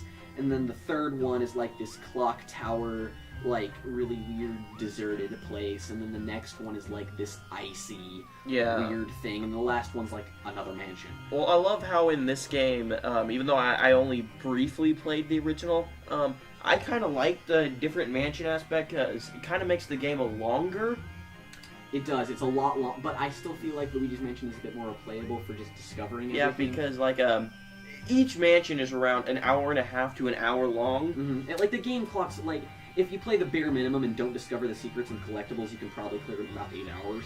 And, like, unlike the original where if you are, like, this guy, know where everything is, you could beat it in, like, maybe an hour. Oh, no, I can't beat it in an hour, but give me 3.5 hours and I can guarantee I'll beat it. Like, even though I can speedrun Spyro 3, the fastest I can do it is in 2 days because there's so much shit to do. And collect. And, like Luigi's Mansion 2 would be a tough game because that game has a lot of collectibles. It's got a ton of stuff. I only got to the second mansion, but that's only because I borrowed it from him and I had to give it back. I've got it. But I want to finish it, and I'll probably download it sometime with Nintendo points. It's totally worth it. Except I'll have to replay There first. are a couple of things that are good and bad about it. Like, I like the music, but at the same time... You like it, but it just feels out of place. It feels out of place. It's that the original Luigi's Mansion only had a couple music tracks, and they were not in the actual mansion, because the actual mansion was silent, and I loved that. It's that the only music came when ghosts were introduced, or when, just like, when you were exploring it felt silent, because it just felt real. Like, you can't compare this. I can't compare it to the original because that game is so nostalgic to me. Almost nothing can top it. But at the same time, there's some design. Like, I know why I'm so nostalgic towards it. It's designed in a way that makes me really like it. And Luigi's Mansion 2 is good on its own, too. Like, the best part about Luigi's Mansion 2 is when you collect all the boos in a given mansion, and then you can do a time trial thing of like you just go and catch ghosts that are randomly placed in each of the houses. That's the best part of the game because you have the whole mansion open to you, and the ghosts are at random points, and you don't know where they could be. It adds a level of surprise to it. That was really redeeming for me. And overall, it was a really good game. It was spectacular.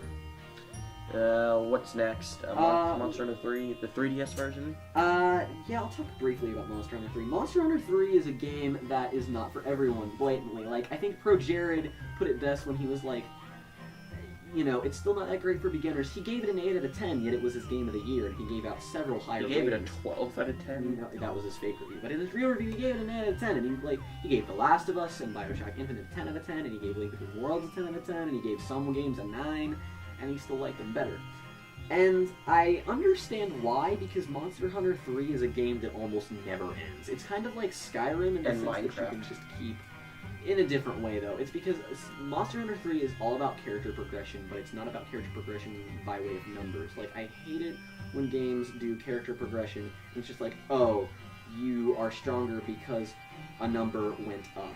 In some games, it works because you feel the connectivity of the combat, if the combat is good and strategic, kind of like Fire Emblem. But if the game is like Fantasy 13... I wish Fire Emblem never ended. I wish it never ended either. But if you're like Final Fantasy 13, it's just like, oh, some arbitrary numbers went up, so I can win even more in this game. What do you fucking do? Whatever. But, that being said, Monster Hunter is all about you literally just go and kill monsters. That's it. You get them, and you have to keep killing them, and even though you do have to kill certain monsters multiple times, believe me, I've hunted the Lagiacrus 50 times, and as some people know, the Lagiacrus is like the title monster of the game. That thing's hard as shit. But I need one item to finish my Lagiacrus set, and I can't get it. So I got a Durambro set. And it's so customizable, and not to mention, it's so fun cooperatively. Playing it with friends is a blast. Like, just hunting down monsters, it's just fun. It's just fun. Alright, Link Between Worlds. Okay, Link Between Worlds was my runner-up of Game of the Year. It was my third favorite. I can say definitively now that I enjoy, like, I love every Zelda game that has ever existed. The CDI ones don't count. I deserve a kiss now, Zelda! Okay, I even like Zelda 2. I don't love it, but I appreciate what they did with it. I still find it funny how Zelda 2 is technically the most recent Zelda game. Well, timeline-wise, yes. But Link Between Worlds was a game that, like, it was definitely the biggest surprise of 2013 to me, because I expected it to just be another 2D Zelda game, and let's be honest, it was 2D Zelda. Well, no, it wasn't though. Yeah. But like, why else would I be praising it? Because you said it's your favorite 2D Zelda game. No, I'm saying just another, because all the other 2D Zelda games are just they're good, but that's all they are. Like, I remember, if I can quote people here, it's that in a playthrough of Super Mario Bros. Wii, two internet celebrities, who may or may not be JonTron and Ego Raptor, were talking about how they didn't like the game because it was fun, but that's all it was. What, is this Link Between Worlds? No.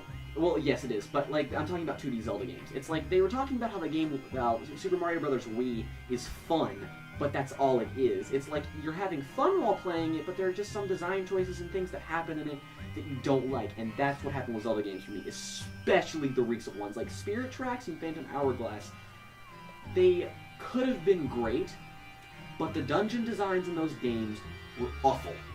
They were repetitive, they were too simplistic sometimes, too stupidly convoluted and other times.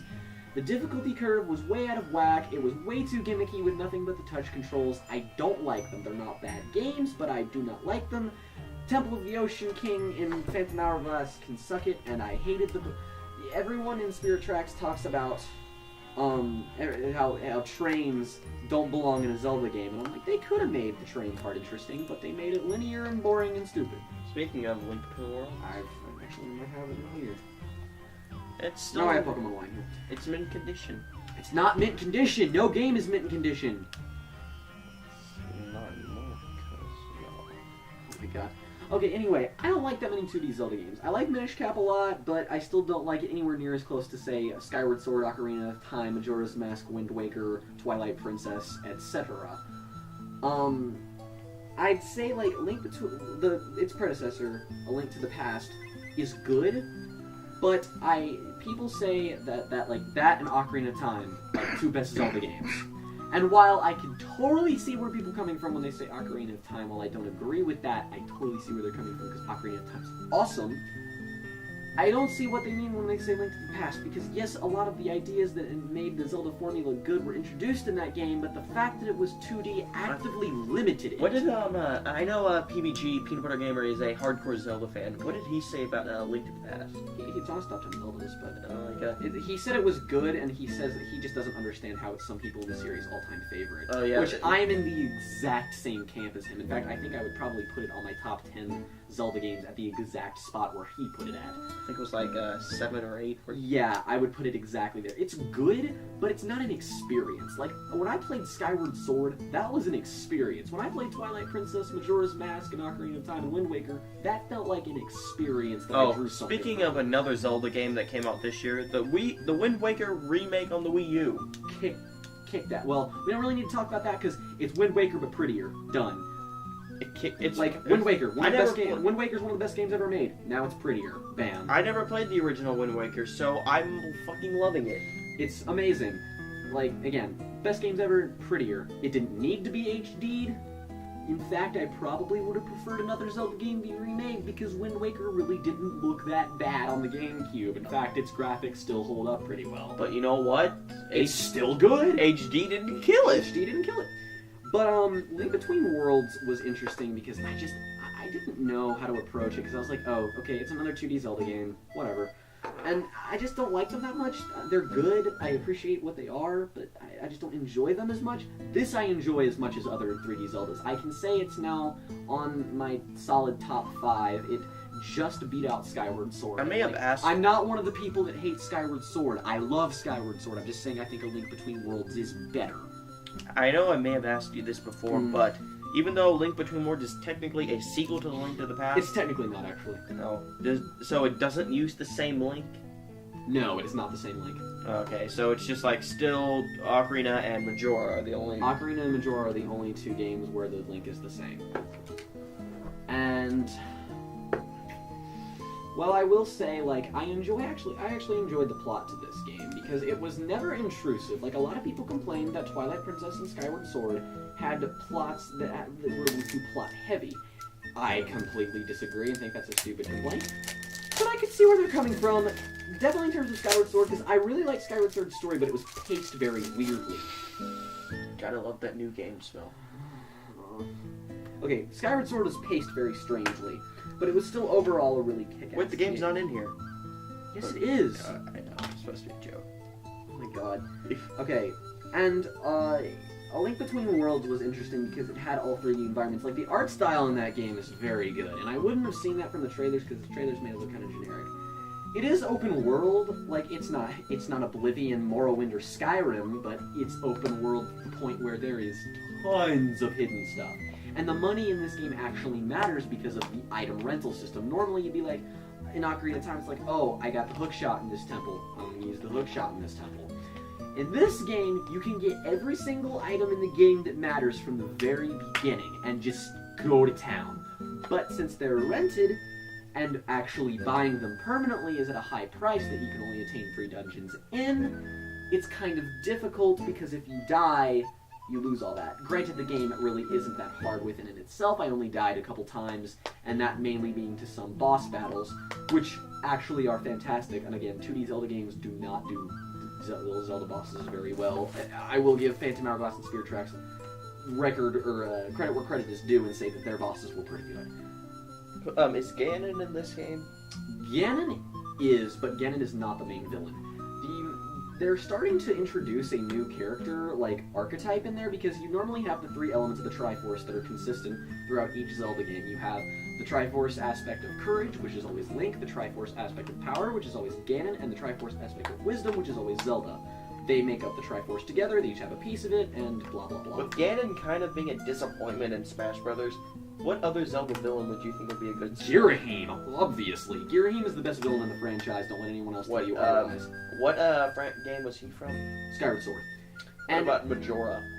Majora is just a mask, technically. Like, we don't... outside the manga and some vague hints in the story, we don't actually know what Majora was. There was Skull Kid, but Skull Kid was announced. Maybe the remake will do a better backstory? No. I like that its story is ambiguous. It doesn't need to be revealed. One thing that, like, Skull Kid's gonna be a assist trophy. It's already been revealed that. It's that the villain in Link Between Worlds actually takes Ganon and fuses himself with Ganon to make, like, a hybrid villain. And this villain, the game's villain, is Yuga. And if you see Yuga for 1 second, you're like, oh my god, that's Girahim from Skyward Sword. He looks near identical to him, and he has this very flamboyant personality. He looks like... I'm guessing that Girahim is now going to be a staple in the franchise, like how Impa, Zelda's handmaid, is also a staple in the franchise, but they're not part of the Triforce. And Tingle, also. And, Overall, like, I will say, dungeon design floored me. Dungeon design in this game is brilliant. Music is some of the music is almost... Fire Emblem didn't come out this year, it's the best soundtrack this year. Oh, and Bioshock. Fire Emblem, Bioshock, and Zelda, best soundtracks. coincidentally, your top My three. top 3 favorites. And, just, the dungeons are great, the items... How was like, X and Y's soundtrack? X and Y soundtrack's kicked ass. It was very close. But, overall, Link Between Worlds is an incredibly solid game. The plot is good. It introduces a lot of things that you wouldn't expect a Zelda game to introduce, because it's more like, oh, Zelda's kidnapped, go get her, confront the villain. Kinda like Princess Peach. Sort of. Like, Twilight Princess and Skyward Sword, one of the reasons I like them very much is because they totally weren't that. And Majora's Mask also totally... Like, those 3 games... What about Ocarina? Ocarina is that. Oh. Ocarina, original, the sequel, Link to the Past, Wind Waker, up until halfway into Wind Waker, that happens. What, Well, Wind Waker really has her sister being kidnapped instead of Zelda. but like, And you don't find out who Zelda is in Wind Waker until, like, a ton of hours in. yeah, and then like, isn't in, Ocarina Zelda also Sheik? Well, yeah, but you don't know what happens to Zelda after the apocalypse, after the 7-year time skip, and Then there's also, you just assume she escaped with Impa. oh. And, alright, let's... Oh, there's also Zelda 2 that where she doesn't get... Yeah, that's what I... Well, she is asleep at the beginning of the game, and you have to save her. It's basically the same thing. It's Snow White. But, Snow White and the 7 Links. But, overall, it did a lot of things that I liked. It had some great dungeon design. Props going to... My favorite dungeon in the game is probably the Thieves' Hideout. That dungeon was awesome. You already beat the game? Yeah. Well, actually, no. I am in the middle of Ganon's castle. How long is the game? People are saying it's too short in reviews, and I don't understand that, because I've easily put about 15 hours into the game.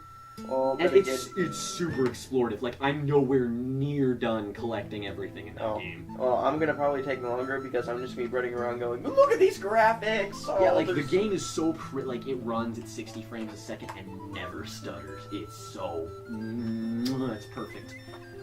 It's a phenomenally designed game. It sounds good, it looks good, and it is good. And that brings us to the last game that was probably the most important game for us this year. Except for Walking Dead.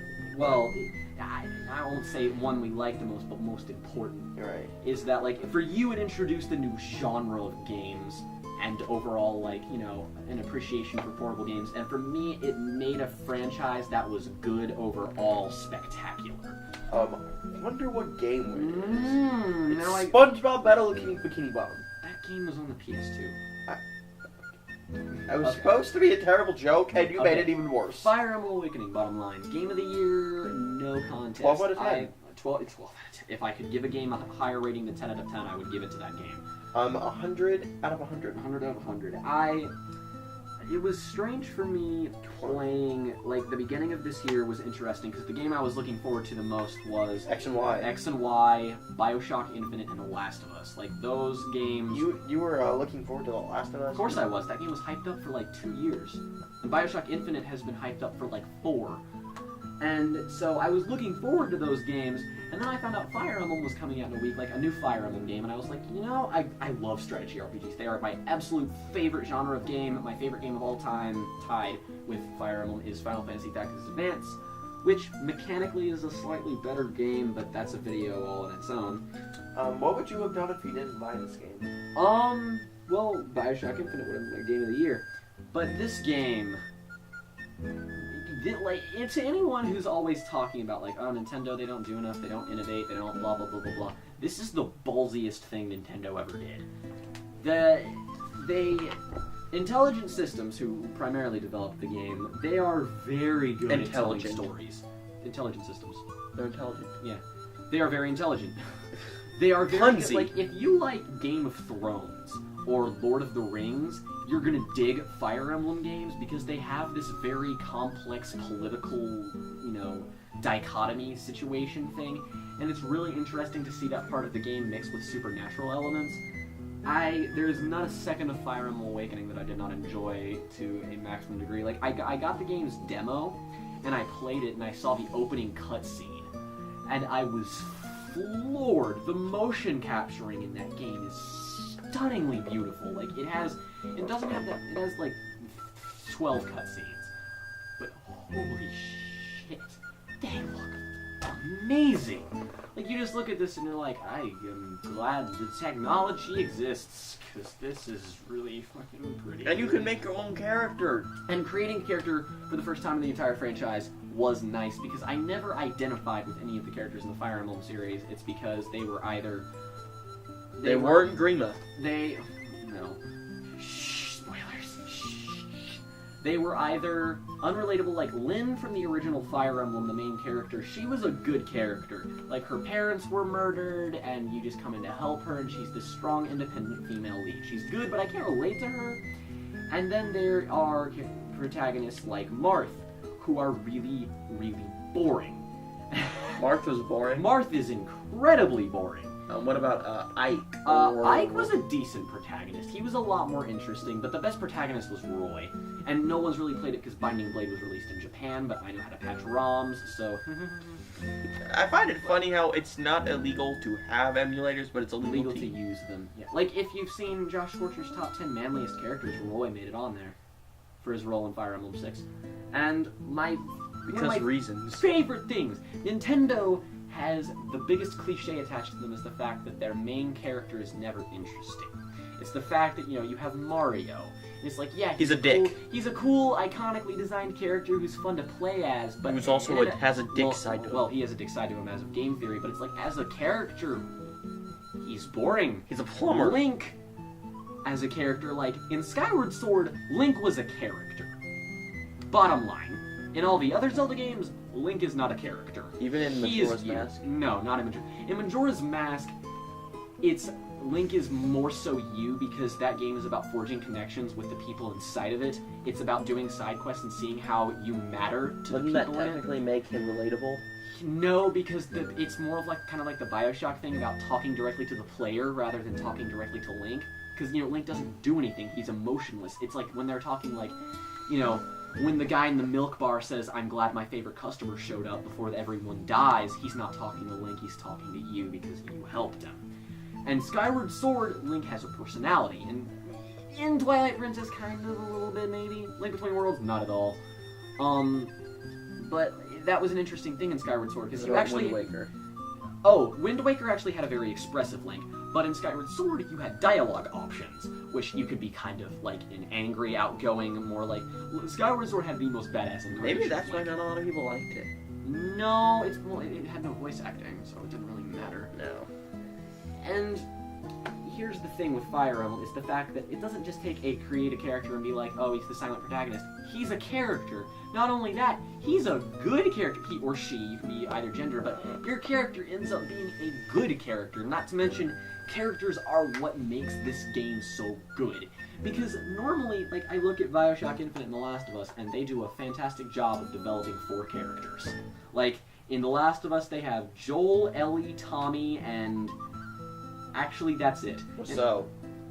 No room jokes. And in Bioshock Infinite, they have Booker, Elizabeth, Comstock, and Daisy Fitzroy. And those are really good, really awesome characters. Fire Emblem has about 50 and makes them all interesting. There's one character that's not interesting, but the point of his character is to not be interesting. It's Stahl. Stahl is this unbelievably average character who everyone knows is unbelievably average. I used to think he was a great unit for my team, but then he sucked. But, like, one of the best parts about Fire Emblem is the fact that, like, we talk about decision-making, is that game is nothing but decision-making. You just literally have to be like, alright, what do I do? What moves am I going to use on this guy? I didn't really feel like it was nothing but decision-making until the end. No, the thing is, it really is nothing but decision-making, because the gameplay is decision-making. Like, choosing where to put everything, that's what differs from strategy RPGs about than normal RPGs, because normal RPG, like, you have Final Fantasy VI, and it's just like, oh, you just wait till your turn comes, and then you have to pick the right move that'll do the most damage. Pairing people up for marriages. Well, yeah, that was a cool thing, too. Like, I really love the pairing system in this game, because the relationship between my character and Nissa. I love the relationships in this game are amazing, because they have so much charm, and are so well written, and well put together for each character. Can you marry a Crom if you're a female protagonist? Yeah. And I actually have I'm a female protagonist on my Lunatic file, and I married Crom. So who are you gonna be on your Lunatic Plus file? I don't even know. That's one thing about the game that I love that's incredibly endearing, is the fact that it's balls to the wall, insanely difficult. And in a strategy RPG, I love that. One of the problems with Final Fantasy Tactics Advance is that, like, when I play Fire Emblem on hard and Lunatic, everything I do in that game is a decision to come out on top. Like, whether or not I put someone on this square could mean the difference between life and death, victory or failure.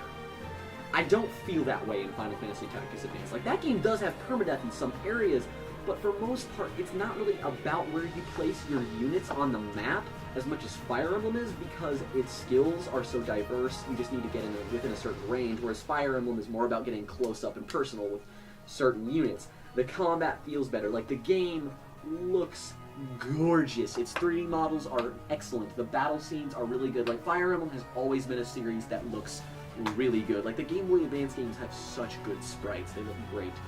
Like, the favorite part of the game, though, is definitely the support conversations. Like, to some extent, that's why I like the game Persona 3 so much, because if Fire Emblem is a game full of mostly decisions in gameplay and some decisions in story, Persona 3 is a game that is literally nothing but decisions in every single aspect of the game. And my favorite part of that game was when you would choose what people to hang out with after school, and what people, like, who you would want to date, who you would want to hang out with, and it would affect gameplay by affecting your Persona's abilities. How long did it take them to make Persona 3? Persona 2 and Persona 3 is different. Well, it's weird because that's not the only series Atlas is developing. It's because Persona is actually a spin-off of the Shin Megami Tensei games.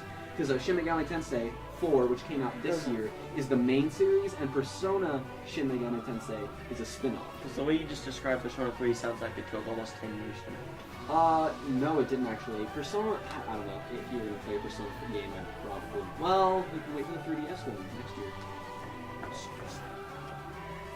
But, is it a Fire Emblem Persona crossover? Or? That's the Wii U game. There's 3 Persona games coming out next year. There's Persona 5, Persona 3 and 4 crossover, which... And then Persona and Fire. And then Persona X Fire Emblem. There are two Persona crossovers then? Yes. One with itself, and one with Fire Emblem. But anyway, back to Fire Emblem. I want to say... Is the Fire Emblem crossover story going to have anything to do with Awakening? I know that the characters from Awakening will probably be out on the story with the DLC. Can you, will you be able to incorporate the character you created into this? Probably. No, probably not. It'll probably just be like, I'd imagine it would contain, like, Because Wrong. thing is different between Fire Emblem and Persona is that Persona mainly focuses on a cast of like 4 to 6 characters, or 4 to 8 characters really, whereas Fire Emblem is a series of like 30 to 50 characters. And they're all interesting. And they're all interesting in the fact that like Persona 3 and 4 definitely is about psychological complexes. Like the characters they focus on, they're like even more so than any other game. They're just like they have problems and distinctive personalities and issues and lives and just things that you'll get really involved with. So I think it'll probably be like Chrom, Lissa, Frederick, and a couple other select like main characters. Long live Jake Cash. Whatever. But That's my character's name. Yes. What's your character's name? Jake, of course. What do I So- get female? Arya. Where did you get the? I just like the name Arya. Sounds like Ariel. I made her have pink hair because pink hair is cute. So Fair. yes. So and one of the things I like about Fire Emblem Awakening is that like Nintendo is kind of criticized for having very formulaic stories. Fire Emblem story is anything but formulaic. That game It's a great story. It goes through 2 distinct story arcs, chapters 1 through 11, and then 12 through 25. Despite the fact that there's several villains, they are all interconnected. Yeah, like, all of the villains in that game shine as being really well-written villains. Like, Gangrel, really cool villain. Like, he seems generic, but once you actually dive into his character, it's like, Gangrel's a pretty interesting guy. Wallheart is this mad, crazy, bloodthirsty, yet respectable, cool guy. And, like, you have these side characters like Yenfei and Cervantes and these, like, really cool, like, side characters who are kind of comedic, who give the story some charm. And then you have, like, the real main bad guys like Valadar and Aversa and Grima, who are really, really cool. Like, Valadar is a really interesting guy. And then there's the dragon. Oh my Grima, god. who is one of the coolest design-wise characters I've ever seen. Like, and I will say this, is that I'm gonna spoil it again. Is that in chapter 9, what happens is you have a character named Emerin who is like she is the exalt. She's the queen of the Elise. She is a character that has literally undergone nothing but hardship in her life. She had to take the throne when her parents died, and when their father was killed when their father died after going through a war that nearly bankrupted and destroyed their own country, so people hated her. You know, like, people threw stones at her, but she was still passive, and she was still friendly, and she kept the country in order, despite the fact that Gangrel wanted to keep them at war, and then eventually she kills herself to prevent anything worse from happening, and to protect the Fire Emblem, and to protect Chrom. And that moment just... I cried. Like, I did. I just saw it happen, and I was like... And you I talking just about can't believe. I was like, I can't believe that just happened. Like, I just saw it and I was like, that's incredible. That's like, and even BioShock Infinite, it's a game all about emotional prowess. It's like that one moment I was like, that is some Shakespearean tragedy. Fire Emblem, Toy Story 3, and The Walking Dead are The probably only things. things to make you cry. Yeah. What about you? I have a slightly longer list. Metal Gear Solid 4, Mother 3, Fire Emblem, BioShock Infinite, and Walking Dead. Any movies? I got a little teary-eyed at the end of Percy being a wallflower. What about the I movie? cried at the end of The Usual Suspects because it was so good. What about the movie I mentioned? Toy Story 2. Oh, Toy Story 3. I came very close, but Toy Story 2, Jesse's song. Oh, I found it funny how during the commentary for that DVD it said, when we recorded the song that day, we had Tom Hanks and Tim Allen watching the song, and when I turned around, there were two 40-year-old men just bawling their eyes out. I know, it's like now I'm trying to imagine Tim Allen and Tom Hanks crying. And I was... Oh, one more thing is that, about Fire Emblem, is that its charm definitely comes from its story and its characters, and its writing is superb. It treats its serious moments very seriously. It's like, the story is, again, it's very Game of Thronesy, but it still has this level of charm and comedic air to it that it's so good. Like, the graphics are really nice. The DLC for the game is totally worth it. Character models are fantastic. The voice acting in cutscenes is really good. The dialogue is very smart and very well written. Everything feels very involved. You're never not doing anything to advance the plot. yet there's always like these little stories that you can form with your team, these little character interactions that build up to be more than the sum of its parts, in my opinion. And that like you forge these relationships that not only are more entertaining to watch, but actively make the game like you can get better at it through these relationships. There's an actual point. And it's not only like getting married and the ability to have children, but you also do it with like friends. Like Crom and your main character have some core conversations, and you can pair them up, and then they do better together in fighting and stuff. And I just love that element because it's it's something that's just so simple, yet it makes the game complete. And the game's ending and choices are really good. I love the ending. I think the ending where you end up not sacrificing yourself is kind of lame. It's good, but it's not as emotionally powerful as... I know, I did both endings, and although the ending where you do sacrifice yourself is superior, better. I like the other one better just because I don't get to see my character die. I liked it because it was so much better, and what made it more impactful is that I lied to Crom before the final battle happened, is that I said, like, I'm not going to sacrifice myself, but I did it anyway. So it was very... That, and I felt guilty to Crom. I mean, like, being friends with him, you know, it's strange. Like, you actually form a connection with him, but what's weirder is that I'm going to pick the sacrificial ending when I am the female character in Lunatic, and I'm his wife. Or how, because the scenes in the game, the cutscenes will play out differently depending on your relationship to each character. Like, if you're married to Crom, there's a scene in the game where Crom's daughter Lucina is going to kill you because she ultimately figures out that you are the person that kills her father in the timeline because you are controlled by Grima. So she's like, in the normal one, it's like, you're friends with him, I get it, it's like, but I have to kill you to make this right, and I'm really sorry. And it'll change if you're her mother, and it will change if you are married to her. If you're married to her, the scene is a lot harder to watch because Lucina is actively a lot more upset. And if, you know, if she's your mom, if you're like, Lucina's your daughter, then she'll kind of just be like, you know, I know this is matricide, but I have to do it to save everyone. It's like just the tiny little things like that. These little itsy bitsy things make this game so much greater. When Lissa was heartbroken when Jacob Cash died, I was just like...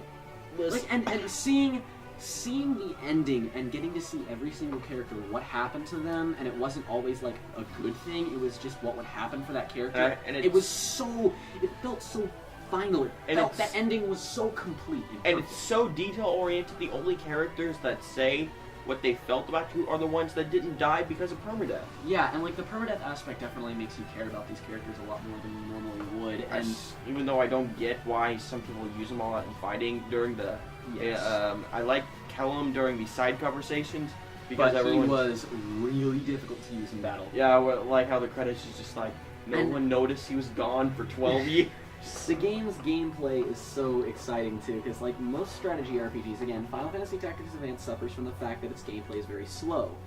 That's good because Final Fantasy Tactics Advance, you have a lot more to think about. It's because there are a lot more options present in combat. Fire Emblem's a tad bit simpler, but it's a lot quicker.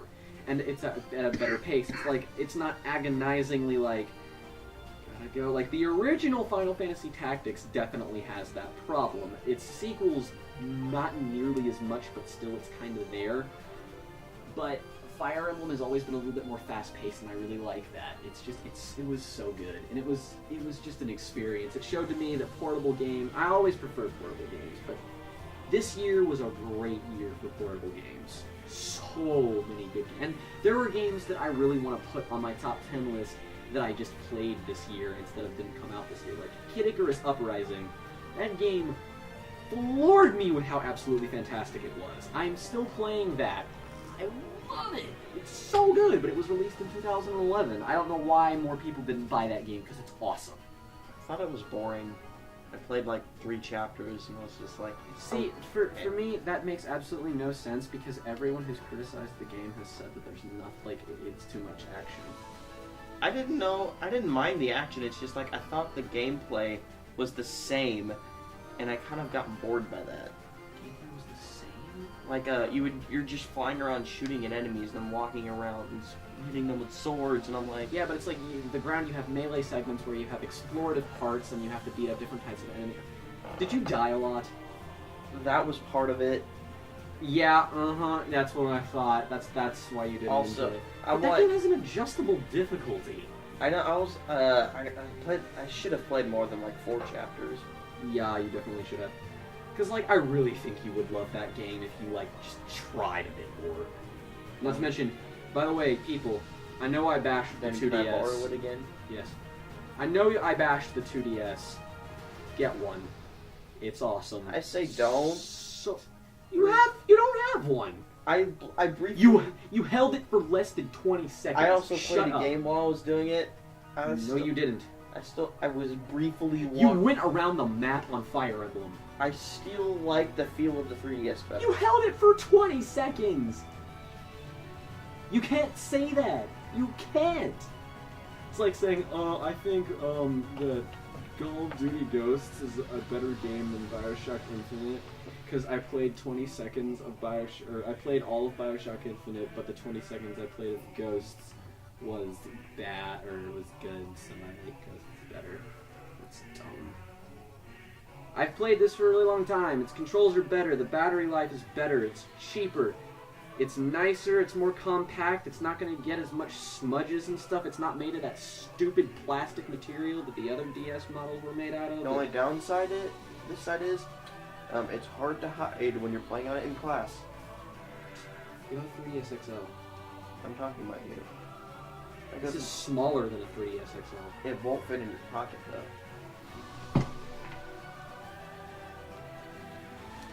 I'll be damned. Crisis averted. Except you can, not to be like a nitpicky, but Because you haven't done that so far. it look the 2DS looks a lot more obvious when it's in your pocket than the 3DS does. So who cares? The XL is still bigger. And not to mention, I don't have to worry about the screen flapping and breaking. That's never been a problem for me. That's always been what's broken my DSs. And this I will be able to keep forever instead of till the DS gets too wobbly. And the only reason that happened to my sister's DS It's probably because you didn't play your DS that much. no, it's because she dropped it and a piece fell off. I know, but it's probably because you didn't play your DS that Yeah, much. my DS Lite now, both of my DS Lites, because I lost one, and then the other one I lost in the guitar, but then I found it. Seriously though, get it. It's great and it's cheap. If you want to get like all the really good 3DS games, I've been playing freaking Yoshi's Island on this, and it controls like an absolute dream. I'm not going back to the 3DS. Like, I hated having to clean that all the time. It was so awful. Way better than the original 3DS model. If you want something bigger, go 3DS XL because it's fine, but this is so much better. If you're got a giant Sasquatch hands like me, Even though I'm taller and my feet are bigger than your feet, I have smaller hands than you. true, it's because I got my dad's giant inherited hands. And yeah, there's no 3D, but can you honestly tell me you use 3D all that much on your 3DS? Because if you did, you're lying to yourself. I used 3D in Pokemon X and Y to be like, oh, I cried that- when I was playing Fire Emblem, but that other than the Emerald fight, but that was only because I left my 3D on it. So it's like, eyes. Oh, we should probably end this. So, all in all, I'll say that this year, like, a lot of things happened this year, and a lot of them were bad. Like, we had some games like Aliens, Colonial Marines, and some games like SimCity, and some things that were just scams. And we had the whole Microsoft debacle, and then we had the console launches, which were bad. and then we had Nintendo. And then we had Nintendo doing Let's Plays at the beginning of the year, and then it turns out that it wasn't Nintendo, it was YouTube being Content ID morons, and now they're all doing it, and I should make a brief announcement, because I'm going to do it on my channel. Shameless self-promotion time. Actually, it's not shameless self-promotion time, as in sad announcement time, is that my channel is being officially shut down by me soon. I'm going to make an update video relaying you to a new channel, probably being called Gaming MemoRandom. I'm going to continue all of my stuff there. Well, not continue. I'm probably going to use my new channel as a starting point to just do some more interesting stuff. And yeah, I can't because my old channel got Content ID flagged like a billion times, and I have a strike on there from, believe it was, I don't remember who it was. It might have been Sega. I think it was Sega for something. X is Y. What? X, Y. Oh, well, he can't see that, but overall, my channel is ending, and I'm very, very distraught. But there are a lot of big name YouTubers like Bunny Hop Show and Total Biscuit and stuff that are actively relaying against YouTube, and people like Review Tech USA, I know, who are telling companies, please go and sue people like DSP Gaming and Toby Games because you will lose, and then it will be the precedent set for everyone. And I honestly hope that a gamer does eventually get sued for this kind of thing, because they will win. There is literally no reason for all this stuff to be happening. Content ID should not be flagging. Is Toby Games getting flagged too? Oh, I'm sure. Well, it might not necessarily be getting flagged, as his videos might not just be becoming unmonetized. If you're flagged, sometimes you can get a copyright strike, and sometimes if a company can... PewDiePie? Oh, totally PewDiePie. Most people are just like, if you have some game footage in there, screwed. And I don't know. None of my videos have been flagged yet. it's because they're older, more retro games, and whereas I focus on a couple, and a lot of my music stuff didn't help. Right now, I'm kind of glad that I'm sticking to Let's Play old games then. It's true. I'm probably going to start doing... I don't know. I've had a lot of plans. I really wanted to do a Majora's Mask Let's Play. Well, since that's old, it probably won't flag your video. Probably not. Nintendo stuff is actually not being flagged all that often if it's not, newer Wii U stuff is, but I can't record my Wii... Oh, I got a Wii U now! I got a Wii U weeks ago. Shut up. Wii U is awesome. It's the best console out there right now, other than the 3DS. Buy Wind Waker HD. Buy Wind Waker HD, buy the wonderful 101, buy everything. And you know what else I have to say bye to? I have to say bye to your beautiful faces. Get an Alienware laptop. Yeah, he got an Alienware laptop, and it is sexy. You know, it's sad, because of this computer, I get the least amount of Christmas presents out of me and all of my siblings. Who cares? You got an Alienware! I know, but at the same time, I had the most expensive out of all of the three. So? Got an Alienware! I know. I didn't get that many presents either, and I got a Wii U. I'm just I still find it funny that even though I got the least, I was the most expensive person to buy. New Super Mario Bros. U. It's a good game. Super Luigi. It's hard as fun balls. Hard. Get it. Bye, everybody. Can't get past the first 2013 world. was an awesome year. I love your beautiful faces. See you guys. And On the next episode of the Angry Joe Show. Oh no, I stole. Remember? Because the bullets were going through the holes of the fence.